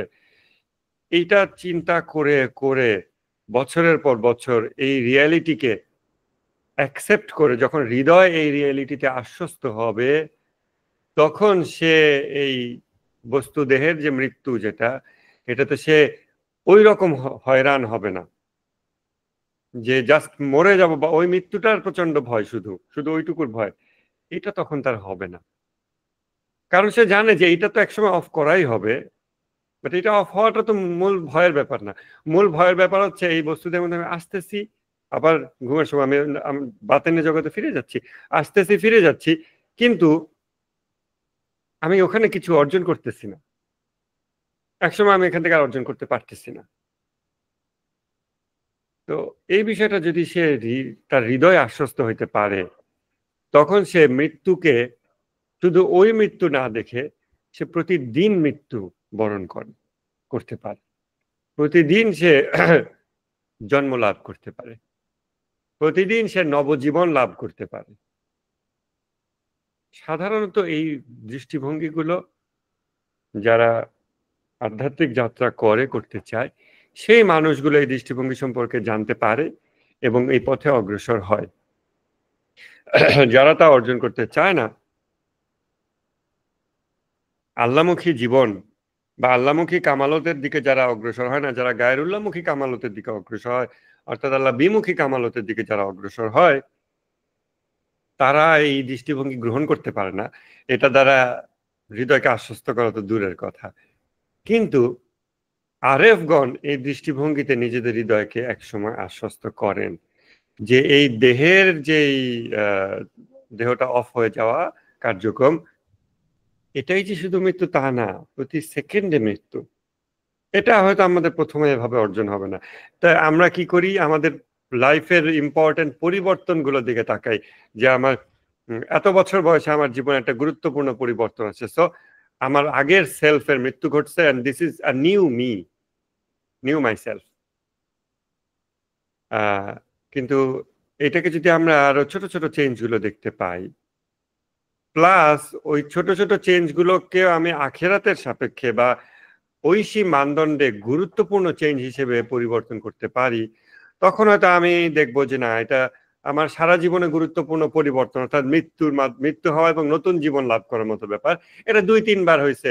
একটা ক্যারিয়ার বা একটা ভালো কিছু অ্যাচিভ করা বা একটা ইম্পর্টেন্ট কিছু ঘটা, মিরাকল ঘটা লাইফে, বা কেউ দিনে ফিরে আসে, সেকুলার থেকে হঠাৎ ইসলামিক হয়ে যায়, তার বেদিন জীবনে মৃত্যু ঘটছে, দিনী জীবন শুরু হয়েছে, সে নবজীবন লাভ করছে। এই সেন্সটা সে ওই জায়গাতে শুধু পায়, গোটা জীবনে 2-3 জায়গায় 2-3টা ইভেন্টে। কিন্তু যে ব্যক্তি মোরাকাবা করতেছে এবং যে ব্যক্তি আধ্যাত্মিক যাত্রা করতেছে, সে এই জিনিসটাকে, টাইম স্প্যানটাকে কমায় আনতে আনতে প্রতি সেকেন্ডে নিয়ে আসে, প্রতি নিঃশ্বাসে নিয়ে আসে, এবং সে তখন দমের ব্যাপারে কনসাস হয়। এই ফিলসফি গুলো অনেক, মানে ইসলামের কোর সব জায়গা থেকে এগুলো আসছে, এটা নতুন কিছু না, 1000 বছর ধরে চলে আসতেছে। এই অঞ্চলে যে সুফি সাধকরা ইসলাম নিয়ে আসছে, তাদের হাত ধরে এই কনসেপ্ট গুলো এই অঞ্চলে মানুষ পাইছে। তারপর এই কনসেপ্ট গুলো আর তারা ধরে মানে রাখতে পারে নাই, নির্যাসে ধরে রাখতে পারে নাই। এগুলো হয়ে গেছে শুধুমাত্র কিছু মুখের কথা, যার ফলে আপনি দেখবেন দম সাধনা লিখে যদি গুগল সার্চ করেন, আপনি এমন সব জিনিসপত্র পাবেন যেসব চ্যানেলে ঢুকলে আপনি মনে করবেন যে আমার যথেষ্ট গুনাহ হয়ে গেছে, আমি আর গুনাহ অর্জন করতে চাই না। তারা সুফিজম, তারপর অমুক তমুক, হ্যাঁ আধ্যাত্মিক সাধনা, এগুলো নাম করে এমন এমন সব উল্টাপাল্টা জিনিস দিচ্ছে। তারা এই শব্দগুলো ব্যবহার করে, দম সাধনা, দমের কারবার, হ্যাঁ অনেক অনেক শব্দ পাবেন, আপনারা হয়তো এসব দেখেন না, বাট এগুলো দেখা উচিত যে আমরা যে জমিনে বসবাস করতেছি, যে ভূখণ্ডে, এই ভূখণ্ডের মানুষের আধ্যাত্মিক ডেমোগ্রাফিকটা কেমন। খালি পলিটিক্যাল ডেমোগ্রাফিক, যে বিভিন্ন রাজনৈতিক দল, এগুলো না, এই ভূখণ্ডের মানুষ, আপনার চারিদিকের এত কোটি কোটি মানুষ, তাদের স্পিরিচুয়াল ডেমোগ্রাফিক কেমন, নির্যাসটা কি আছে আর খোলসটা কি আছে, কোন কোন শব্দ তারা ব্যবহার করতেছে, শব্দগুলো কোন লেগেসিতে, কোন সিলসিলা ধরে এই দম সাধনা, দমের জিকির, এই সব শব্দগুলো কেন আসছে, কিভাবে এসে থাকতে পারে, এগুলো নিয়ে চিন্তা করেন। যদি আপনি আধ্যাত্মিক বিপ্লব চান, যদি আপনি তাদেরকেও নিয়ে আগাইতে চান, ঘৃণা করা না, তাদেরকে নিয়েও আগানো, তাহলে আপনি এগুলো নিয়ে চিন্তা করবেন।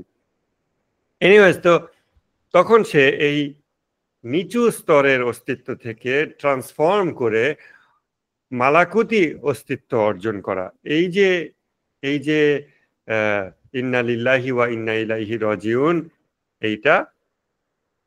এইটা তখন সে প্রত্যেক নিঃশ্বাসে অর্জন করবে, প্রত্যেক নিঃশ্বাসে অর্জন করবে, এবং এটাতে অবশ্যই খুব আনন্দ পাবে সে। কারণ সে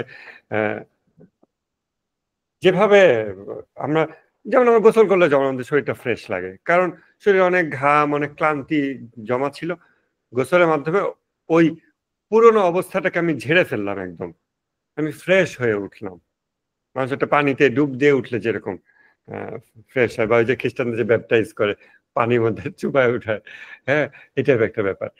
তো যখন সে পুরো অস্তিত্বে যদি এরকম ক্ষুদ্র পরিবর্তন কিন্তু পরিমাপযোগ্য, যেটা সে দেখতে পায়, যেটা সে অনুভব করতে পারে, এরকমটা যদি সে অর্জন করতে পারে, তাহলে সে প্রতি মুহূর্তেই বা প্রত্যেক নিঃশ্বাসে সে আগের থেকে আবার একটু আনন্দিত হয়। কেন আনন্দিত হয়? যেমন আমরা বলি একটা মানুষ খুব খুশি, কেন সে আজকে স্যালারি পাইছে, বা সে একটা বাড়ি করছে, বা একটা গাড়ি কিনছে, বা সামথিং, এর জন্য সে খুশি হয়েছে। কিন্তু কেউ গোসল করতে তাই সে খুব খুশি, এটা হয়তো আমরা বললাম, বাট গোসল করলেও কিন্তু তার একটা ফ্রেশনেস অ্যাচিভ হয়, তার গোটা অস্তিত্বে একটা আনন্দ তৈরি হচ্ছে।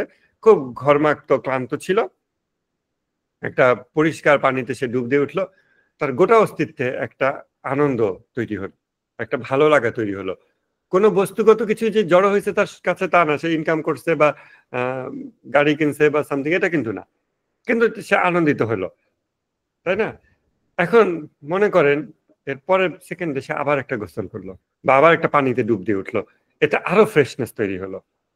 এর পরের সেকেন্ডে সে আবার একটা পানিতে ডুব দিয়ে উঠলো পরের নিঃশ্বাসে, এবং তার আরো ফ্রেশনেস তৈরি হলো। এভাবে প্রত্যেক নিঃশ্বাসে তার ফ্রেশনেস তৈরি হচ্ছে। এটাকে আমরা হয়তো উপমা দিচ্ছি, ফিলোসফি অফ অ্যানালজি বিষয়টা আবারও স্মরণে রাখবেন, এগুলো হলো উপমা। উপমা দিয়ে আপনি কখনো বেশ মানে মূল জিনিসের স্বাদ পাবেন না। আপনি ইউল বি এন্টাইজড টু দ্যাট, যে একটা আগ্রহ সৃষ্টি হবে যে মেবি এটা ভালো কিছু, দেখি তো কেমন হতে পারে, সুন্দর কিছু। But really to experience that you have to make the jump করে ওইখানে উঠতে হবে। তখন আপনি হয়তো জীবনে আল্লাহ দয়া করলে এই প্রতি নিঃশ্বাসে নবজীবন লাভ করা এটা পাবেন, যা আপনার জীবনে ঘটতেইছে। হয়তো আল্লাহ না মাফ করুন আমাদের সেটা ক্ষতির দিকে ঘটতেছে। আমি যদি একটা নোংরা পুকুর ড্রেনের মধ্যে আমি ডুব দিয়ে উঠলাম, পরের সেকেন্ড আবার ড্রেনের মধ্যে ডুব দিয়ে উঠলাম, আরো খারাপ আরো খারাপ আরো ক্লান্ত, আরো পারফেকশন হচ্ছে, অপোজিট পারফেকশন, আল্লাহ বিমুখী পারফেকশন। পক্ষান্তরে আল্লাহমুখী পারফেকশনের জন্য প্রতি নিঃশ্বাসে যদি কেউ নবজীবন লাভ করতে চায়, দুনিয়া থেকে আখিরাতে উন্নীত হয় এবং পরের নিঃশ্বাসে সে আরেকটা আখিরাত পায়, ওটার সাপেক্ষে এই আগের আখিরাতটা তার জন্য দুনিয়া হয়ে যায়, এবং তার পরের নিঃশ্বাসে সে আরেকটা আখিরাত পায়, এটা যদি কেউ অর্জন করতে চায়, এটা যদি কেউ অর্জন করতে পারে, তখন তার কাছে ওই যে 60-70 বছর বয়সে মৃত্যু হবে হসপিটালে বা রোড অ্যাক্সিডেন্টে মরে যাব, এগুলোর ভয়, এগুলোর তার কিছুই কাজ হবে না, কারণ সে প্রতি মুহূর্তে মারা যাচ্ছে, আবার প্রতি মুহূর্তে সে নবজীবন লাভ করতেছে, প্রতি নিঃশ্বাসে সে নবজীবন লাভ করতেছে, প্রতি নিঃশ্বাসে সে আনন্দিত হচ্ছে।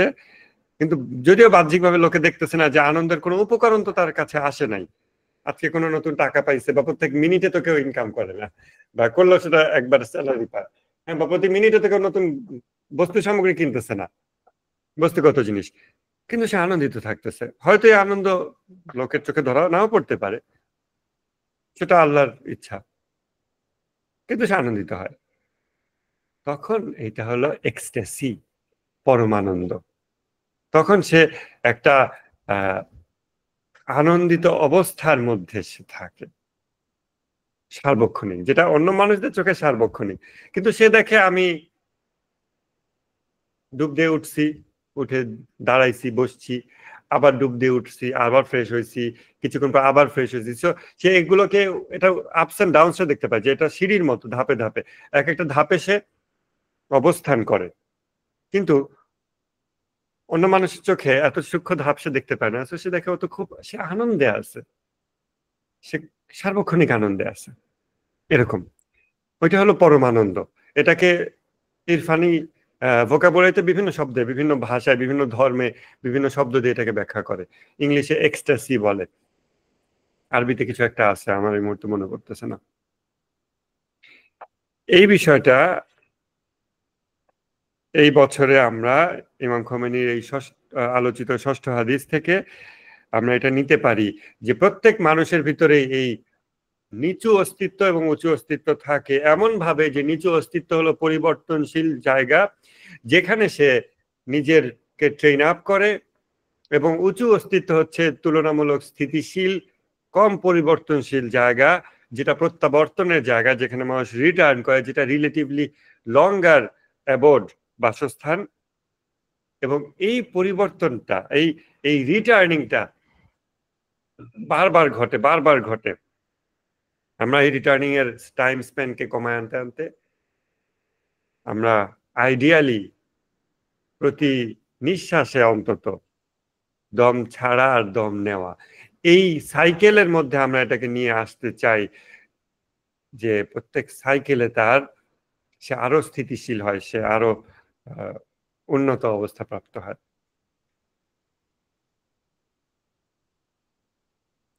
এরপর আমরা একটা প্রশ্ন আছে, কমেন্টে আমরা রিপ্লাই দিচ্ছি, তারপর আর দু একটা বিষয় আমরা আলাপ করব। কমেন্টটা একটু দেখি। কমেন্টটা হচ্ছে, ওই দিন বললেন মোরাকাবায় বেশি জোরাজুরি না করতে, অন্যথায় পাগল হয়ে যায়। আজকে আবার সতর্কতা ছিল অকাল মৃত্যু হতে পারে, 2 স্তর একসাথে হলে। শুরু করার আগেই তো ভয় লাগতেছে, এ বিষয়ে কিছু বলবেন? শরীয়তের বিষয়টা দিয়ে সহজ, এটা শুরু করাই ভালো। আর আনুষ্ঠানিক মোরাকাবা প্রেসারাইজ না করা, তো আমি তো ওই বিষয়েও একটা সতর্কতা বলে দিছি। আর এর থেকে বেশি কি হতে পারে? শরীয়তের বিষয়গুলো জানার চেষ্টা করেন, এটাই তো একটা বড় একটা কাজ হবে। তাহলে আমার মনে হয় যে বিভিন্ন সামাজিক শরীয়ত, যেগুলো আমরা উপেক্ষা করি সাধারণত, এগুলো জেনে এগুলো মানা শুরু করলে, তারপরে যদি আনুষ্ঠানিক মোরাকাবা শুরু করেন, মনোযোগের প্র্যাকটিসটা, এটা খারাপ হয় না, এটা ভালো হতে পারে। এর কারণ হলো আমাদের ব্যক্তি জীবনের প্রচুর অস্থিতিশীলতা, অর্থাৎ দ্বান্দ্বিক সত্তা যে ভাইব্রেশন তৈরি করে, যা আমাদের জীবনে কোনো কিছুকে স্থিতিশীল হতে দেয় না, স্থায়ী হতে দেয় না, শান্তিকেও স্থায়ী হতে দেয় না, অশান্তিকেও স্থায়ী হতে দেয় না, মানে অস্থিতিশীল অবস্থা রাখে। এর একটা বড় কন্ট্রিবিউটিং এলিমেন্ট হচ্ছে আশপাশের মানুষজন, মানুষের দোষ না। The mode of interaction I have set up, established with them, ওইটা হলো কারণ। মানুষকে দোষারোপ করার রিয়েলি কোনো মানে হয় না, কারণ শেষ বিচারের দিনে আল্লাহ ওরা দোষারোপ করবে, আল্লাহ বলে থামো, সবাইকে দ্বিগুণ শাস্তি দিচ্ছি। তো অন্যদের দোষারোপ না, বিষয় হচ্ছে যে অন্য মানুষের সাথে আমি যেই ভাবে ইন্টারাকশন করতেছি, লেনদেন, কথাবার্তা, সম্পর্কটা যেভাবে রাখছি, ওইটা যদি ইসলাম সম্মত, শরীয়ত সম্মত হতো, তাহলে তা থেকে শুধু একমুখী ভালো আমার দিকে আসবে, মন্দ আসার কোনো সুযোগই নাই। আর আমরা খালি মানুষকে দোষারোপ করি, সমাজকে দোষারোপ করি। এইসব দোষারোপ আল্লাহর কাছে টিকবে না হিসাবে। ওরা বলবে যে তোমার এইসব দোষারোপের কারণে তুমি দোজখ থেকে মুক্ত হবা, তা সুযোগ নাই।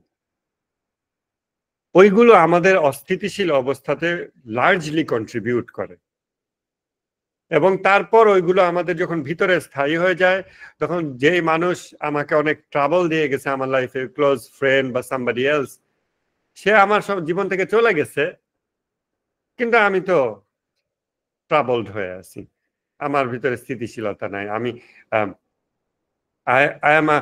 I'm worse than I was before.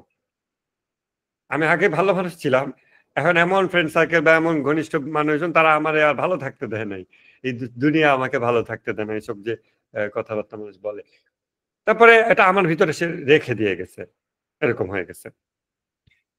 এখন আমরা কেউ যদি আনুষ্ঠানিক মোরাকাবায় ভয় পাই, বা আনুষ্ঠানিক মোরাকাবা আমরা একসাথে করি, কয়েকজন একসাথে করি, আমি তখন ইনস্ট্রাকশন দেই, তাতে ধরনের রিস্ক হয়তো কম থাকবে ইনশাল্লাহ।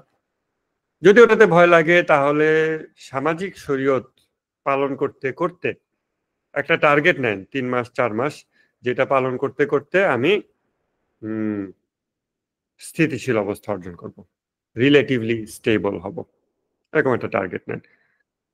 তারপর ইনশাল্লাহ আনুষ্ঠানিক মোরাকাবাটা করতে পারবেন, এটাতে অসুবিধা হবে না ইনশাল্লাহ।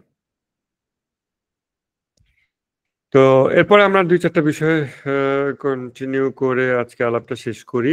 আমি মনে হয় বিষয়টা বুঝাতে পারছি। যদি এরকম বিষয় ভয় লাগে, আনুষ্ঠানিক মোরাকাবা ওয়াজিব আর হারাম খুব সহজ, এগুলো জানার চেষ্টা করতে হবে, অনেক অনেক আছে। আর এসব বিষয় পালনের সময় মানুষকে বিনয় সহকারে, নম্রতা সহকারে এটা পালন করতে হবে। অনেক মানুষ আছে, আমরা আমাদের বর্তমান সমাজে যেটা অবজার্ভ করি, শরীয়ত মানতে গিয়ে কঠোর রুক্ষ হয়ে যায়, এটা দুঃখজনক, এটা গ্রহণযোগ্য না। এটা আধ্যাত্মিক অভিযাত্রিকের জন্য কোনোভাবেই সঙ্গত না যে সে শরীয়ত মানতে গিয়ে রুক্ষ কঠোর হয়ে গেছে।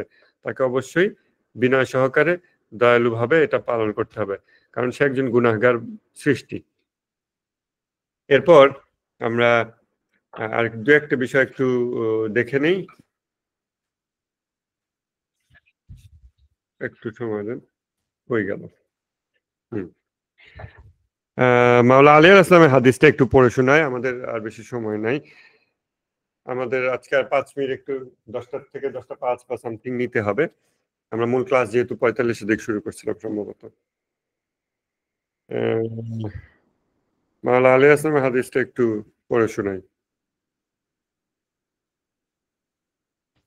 রাসূল সাল্লাল্লাহু আলাইহি ওয়াসাল্লামের একটা হাদিস আছে, ওটা আমরা পড়বো। মাওলা আলীর হাদিসটা বের করি।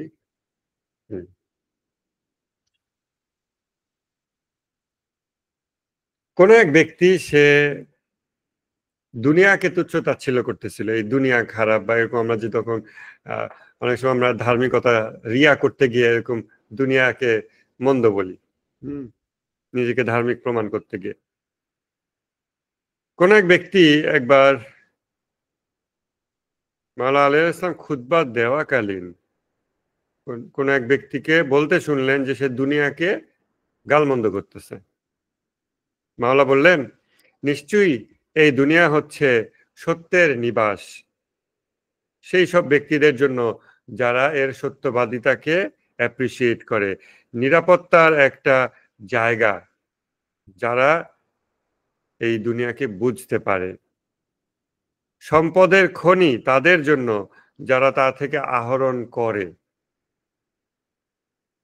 মানে আধ্যাত্মিক সম্পদের খনি, এবং শিক্ষার এক গৃহ তাদের জন্য যারা এর থেকে শিক্ষা গ্রহণ করে।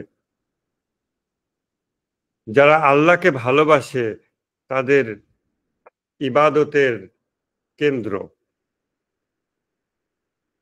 এই দুনিয়া, এবং আল্লাহর ফেরেশতাদের নামাজের জায়গা এই দুনিয়া, এবং এই দুনিয়াই সেই জায়গা যেখানে আল্লাহ তাআলার বাণী নাজিল হয়, এবং এই দুনিয়াই হলো সেই জায়গা যেখানে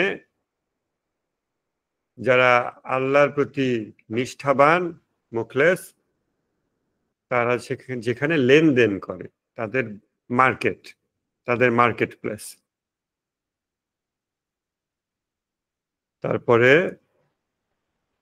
এই জায়গাতেই তারা আল্লাহর দয়া এবং আল্লাহর থেকে বেহেশত এগুলোকে তারা ব্যবসার লাভ হিসেবে অর্জন করে এই দুনিয়াতে। এই দুনিয়ায় সেই মার্কেট, সেই বাজার, সেই হাট, সেই লেনদেনের জায়গা যেখানে খোদাপ্রেমিকরা আল্লাহর সাথে লেনদেন করে, এমন এমন জিনিস আল্লাহকে দেয় যার বিনিময়ে আল্লাহর কাছ থেকে তারা জান্নাত, আল্লাহর সন্তুষ্টি এগুলো তারা অর্জন করে নেয়। তো দুনিয়াকে এত খারাপ বলো না, এটা হচ্ছে মূল সেন্স। মাওলানা আলাইহিস সালাম একটা হাদিস, রাসূল সাল্লাল্লাহু আলাইহি ওয়াসাল্লামের একটা হাদিস আছে যে এই দিরহাম এবং দিনার তোমাদের আগেও বহু মানুষকে, বহু জাতিকে ধ্বংস করেছে এবং এগুলো তোমাদেরকেও ধ্বংস করবে। এই দিরহাম এবং দিনার, এই টাকা এবং এই ডলার, হ্যাঁ এরকম। তারপরে আর কিছু বিষয় আমরা একটু দেখি।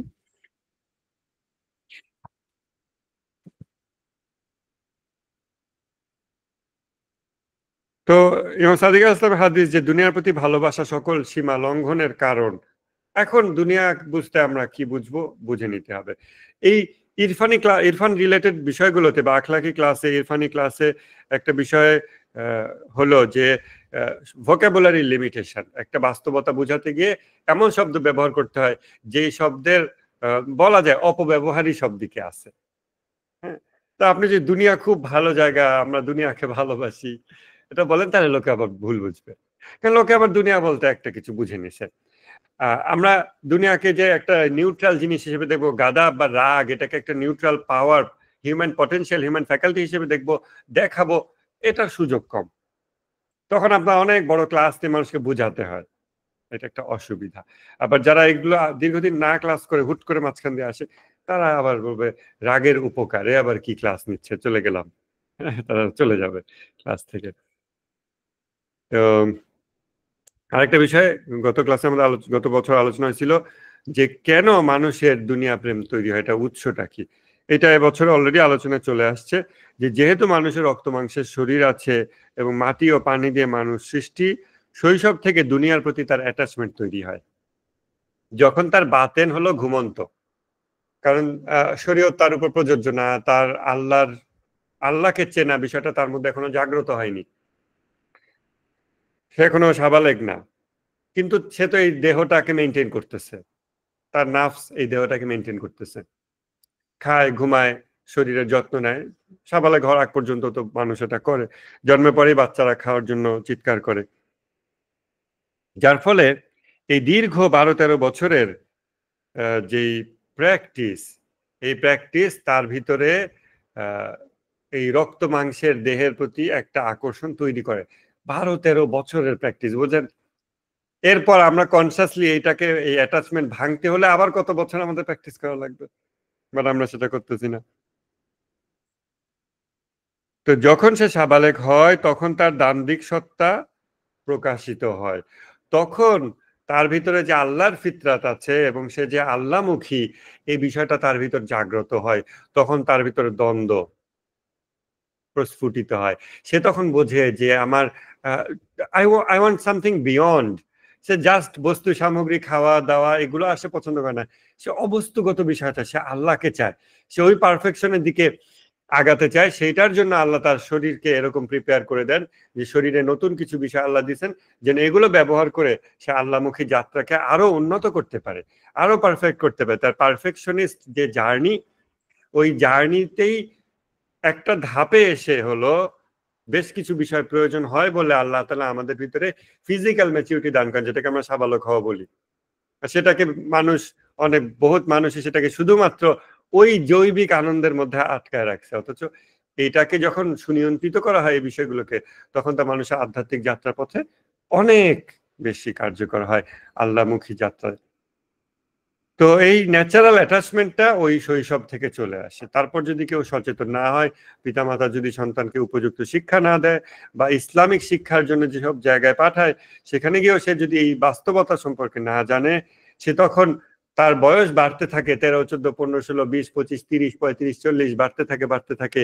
সে বস্তু দেহের খেদমতে এত ব্যস্ত থাকে যে ওই অ্যাটাচমেন্ট তার আরো বাড়তে থাকে। আবার এট দ্য সেম টাইম সে নামাজও পড়ে, সে এবং কিছু ইসলামিক কাজ করে, রমজান মাসে রোজা রাখে, এবং সে আশা করে যে সে আল্লাহমুখী হবে, এটা সে মনে করে, জাস্ট ব্রেইন দিয়ে মনে করে। বাট সে নিজের দেহের প্রতি আরো অ্যাটাচমেন্ট তৈরি করে ফেলছে ছোট বয়সে। তাও যে কোনো রকম খাবার খেলে একটু যেখানে সেখানে শুয়ে ঘুমায় পড়লেও হতো, বড় হওয়ার পর নিজের বিছানা ছাড়া আমার ঘুম হয় না, বা এই খাবার ছাড়া হয় না, মায়ের হাতে রান্না ছাড়া, বউয়ের হাতে রান্না ছাড়া এই না হলে আমার হয় না। এভাবে সে দেখা যায় বয়স বাড়ার সাথে সাথে সে বস্তু দেহের প্রতি অ্যাটাচমেন্ট সে আরো বৃদ্ধি করে ফেলে, দুনিয়ার সাথে অ্যাটাচমেন্ট। এখন যখন আমি দুনিয়া বলতেছি আপনারা বুঝতেছেন কোন ধরনের অ্যাটাচমেন্ট। আবার যখন দুনিয়া, ভালো দুনিয়া যখন আমরা বলবো আপনারা বুঝবেন সেটা কোন দুনিয়া। এই জিনিসটা তাহলে কোথা থেকে আসে, এটা গোড়াটা কোথায়, এটা আমরা বুঝলাম। এই জিনিসটা গত বছর আমরা আলোচনা করছিলাম। এই জন্য দুনিয়ার প্রতি অ্যাটাচমেন্ট আমাদের ভিতরে ন্যাচারাল। এটাকে সচেতন ভাবে এটা থেকে নিজেকে দূরে না রাখলে আপনার গায়ে এই কাদা লেগে যাবেই, আপনার ব্যক্তি সত্তার সাথে এই দুনিয়ামুখিতা এটা জড়িত হয়েই যাবে, যদিও আপনি নামাজ পড়তেছেন, রোজা রাখতেছেন। যদি কোনো ব্যক্তি তার অন্তর এটা বোঝে, শুধু ব্রেইন না, অন্তর যখন কনভিন্সড হয় এই বাস্তবতায় যে দুনিয়ার বাস্তবতা কি জিনিস, তখন এই দুনিয়া তার কাছে অসহ্য হয়ে উঠবে। মাওলা আলী আলাইহিস সালাম বলেছেন নাহজুল বালাগার 5 নং খুতবায়, ওয়াল্লাহি আবু তালিবের সন্তান মৃত্যুর সাথে এতটাই ঘনিষ্ঠ যে মাতৃস্তনের সাথে শিশু যতটা ঘনিষ্ঠ তার চেয়েও বেশি। আমরা কি করলে, আমাদের মাসুমিনদের সম্পর্কে একটা কথা, যে দায়িত্ব, তারা দায়িত্বপ্রাপ্ত। যদি দুনিয়াতে তাদের এই দায়িত্ব না থাকতো আমাদের উপর, যে আমাদেরকে পথ দেখাতে হবে, হাদি না হইতেন তারা, তাহলে তারা দুনিয়াতে মনে হয় মুহূর্তের জন্য আর থাকতেন না এই দুনিয়াতে। তারা দায়িত্ব পালনের জন্য, যে দায়িত্বটা আমি পালন করি আল্লাহ খুশি হবে, শুধু আল্লাহর দিকে তাকায়, আল্লাহ তুমি আমাকে চাইছো আমি দায়িত্ব পালন করি, না হলে এই দুনিয়ার প্রতি তাদের এই কোনো অ্যাটাচমেন্ট নাই। মৃত্যুর ব্যাপারে মাওলা আলী আলাইহিস সালামের কথাটা খেয়াল করেন, এবং মাওলা আলী আরেকটা কথা খেয়াল করেন। তিনি বলেছেন যে আমি নিজেকে এতটা ক্ষুধার্ত রাখি যে সামান্য কয়েক মুঠ শুকনো রুটি আমার জন্য পরিপূর্ণ তৃপ্তিদায়ক হয়, যেখানে আমি নিজেকে পৃথিবীর শ্রেষ্ঠ সব খাদ্য দ্বারা আপ্যায়ন করতে সক্ষম, যার বাৎসরিক ইনকাম বর্তমান বাজারের 30 না 35 কোটি টাকা হিসাব। সেই মানুষ কয়েক মুঠ শুকনা রুটি দিয়ে নিজের ক্ষুধা মিটায় এবং বলে যে মাতৃস্তনের সাথে শিশু যতটা ঘনিষ্ঠ, আবু তালিবের সন্তান মৃত্যুর সাথে তার চেয়েও বেশি ঘনিষ্ঠ।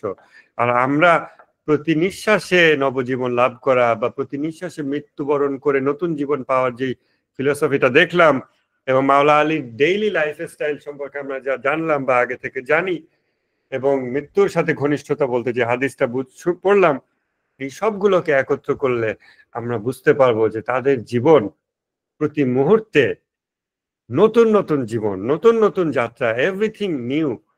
আর আমরা আমাদের বস্তুদেহের প্রতি অ্যাটাচমেন্টের কারণে আমাদের ফিল হয় যে আমরা একটা বোঝা বহন করতেছি, জীবনটা একটা বোঝায় পরিণত হয়েছে, যেখানে তারা এই বোঝা ফেলে দিয়ে নতুন দেহ, নতুন লাইফ, নতুন এভরিথিং, এরকম একটা ব্যাপার হয় তাদের জীবনে প্রতি নিঃশ্বাসে। আনন্দ উপভোগের মাত্রা যত বেশি তত গভীর ছাপ তার হৃদয়ে রেখে যাবে, তত তীব্র হবে দুনিয়া প্রেম। এটা ইনএভিটেবল, এটা ইমাম খোমেনি বলছেন। এই ইনএভিটেবিলিটি, এইটার কথাটা ইমাম খোমেনি যেভাবে আলোচনা করছেন, আমি এখন আর সময় নাই, দেখালাম না, সেটা পড়লে মানে ইমাম খোমেনি বলতেছেন যে দুনিয়ার এই যে স্বাদ, এই যে আনন্দ, দুনিয়ার যা কিছু আছে, এগুলো কিভাবে এড়ানো সম্ভব? যতই অন্তরকে এটা থেকে ডিটাচ করি না কেন, কিছু তো আরাম পেয়েই যাই।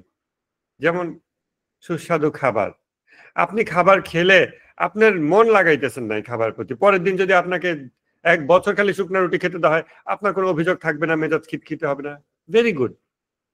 তারপরেও সেই ব্যক্তি যখন 1 পদেরই খাবার খাক, ইমাম খোমেনি 1 পদের খাবার খেতেন, এক বেলায় 2 পদ খেতেন না, কখনো একটা আইটেম খেতেন, সেইটাও স্বাদ তো লেগেই যাচ্ছে, জিহ্বায় তো স্বাদটা লাগতেছে। ইমাম খোমেনি ওই ব্যাপারে সূক্ষ্ম, বলতেছেন যে ওই স্বাদ তো এড়ানোর উপায় নাই। দুনিয়াতে কোনো একটা নরম বিছানায় শুইলে যে আরামটা হয়, এই আরামটা তো এড়ানোর উপায় নাই। একটা কমফোর্টেবল ড্রেস পরলে যে আরামটা শরীর কমফোর্ট পায়, এই কমফোর্ট তো এড়ানোর উপায় নাই। তারপরে ইমাম খোমেনি জিনিসটা বলছেন যে আর এর প্রতিটা আরাম, দুনিয়া থেকে আমরা যা কিছু আনন্দ গ্রহণ করি, এর প্রতিটা আমাদের নাফসের উপরে, ব্যক্তি সত্তার উপরে গভীর ছাপ রেখে যায়।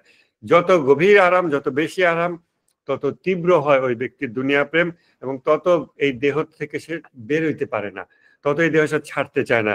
এই জন্য খারাপ লোকদের যখন আত্মা নিয়ে যাওয়া হয় মৃত্যুর সময়, তখন ফেরেশতা এটাকে টেনে হিঁচড়ে এই দেহ থেকে বের করে, কারণ এই দেহকে সে আঁকড়ে ধরে। আর যারা অলিয়া উলিয়া আল্লাহর পছন্দের বান্দা, তাদেরকে ফেরেশতারা তাদের উপরে নাজিল হয় তাদের মৃত্যুর সময়, এসে তাদেরকে সুসংবাদ দেয় এবং তাদেরকে রিকোয়েস্ট করে যে চলেন, আপনাকে আল্লাহ এখন ডেকে পাঠাইছেন, ইনভাইট করছেন। তখন আস্তে করে সে এই দেহটা ছেড়ে চলে যায়, যে ফাদখুলি ফি ইবাদি ওয়াদখুলি জান্নাতি। তো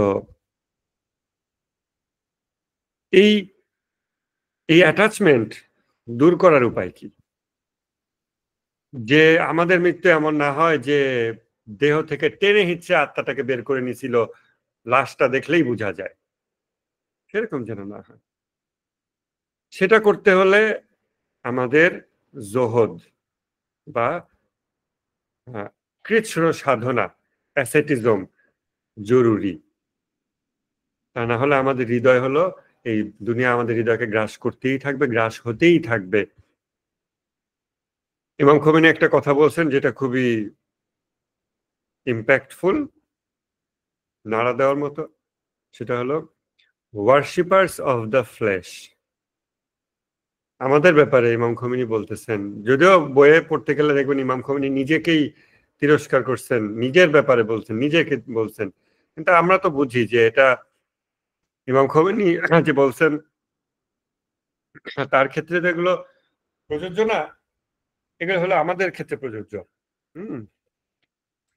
এই কথাটা খুব সিরিয়াস একটা কথা, যে ওয়ার্শিপার্স অফ দ্য ফ্লেশ, কিভাবে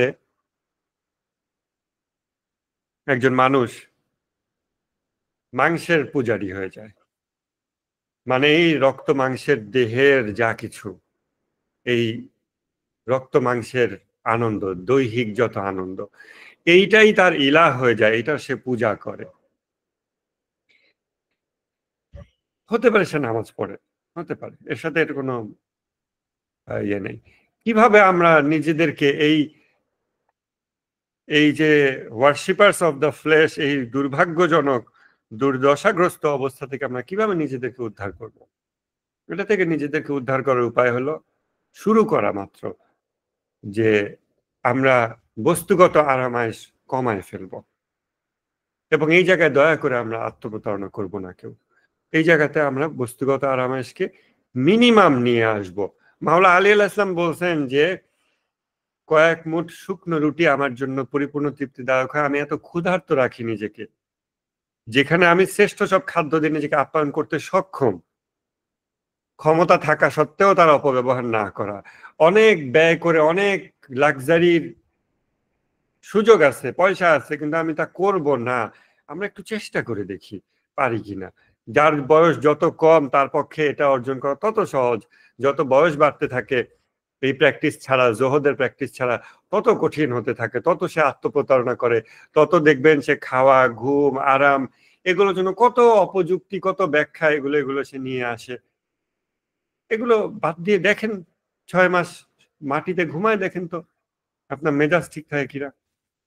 এক পদের খাবার ইমাম খোমেনির মতো খেয়ে দেখেন তো 6 মাস, একই আইটেম 6 মাস খাবেন একটা না, দেখেন তো পরে গিলতে পারেন কিনা, চেষ্টা করে দেখেন।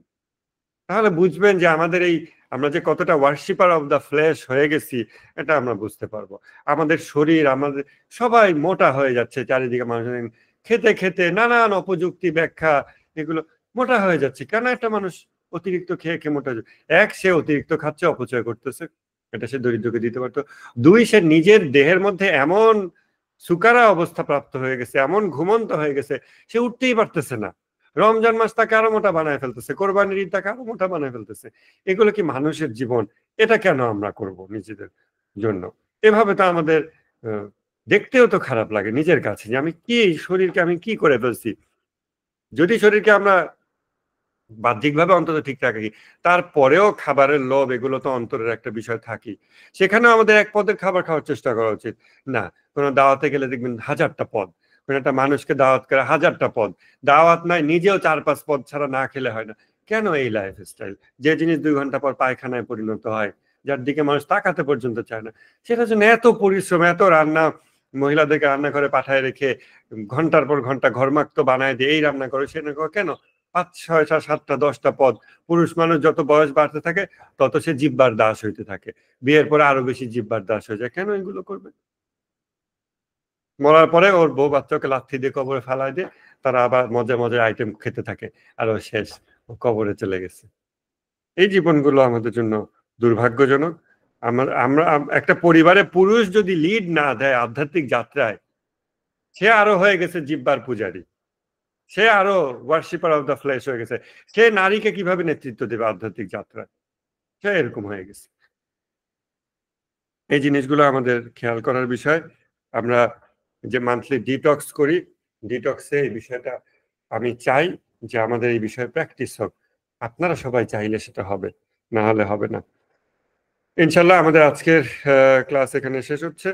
চাইলে আমরা অল্প কিছুক্ষণ কিউ&এ করতে পারি, না হলে আজকের ক্লাস এখানে শেষ।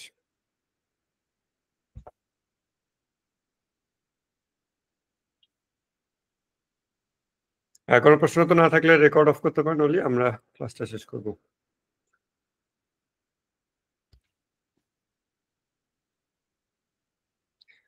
সাকিব, জি সাকিব ভাই বলেন।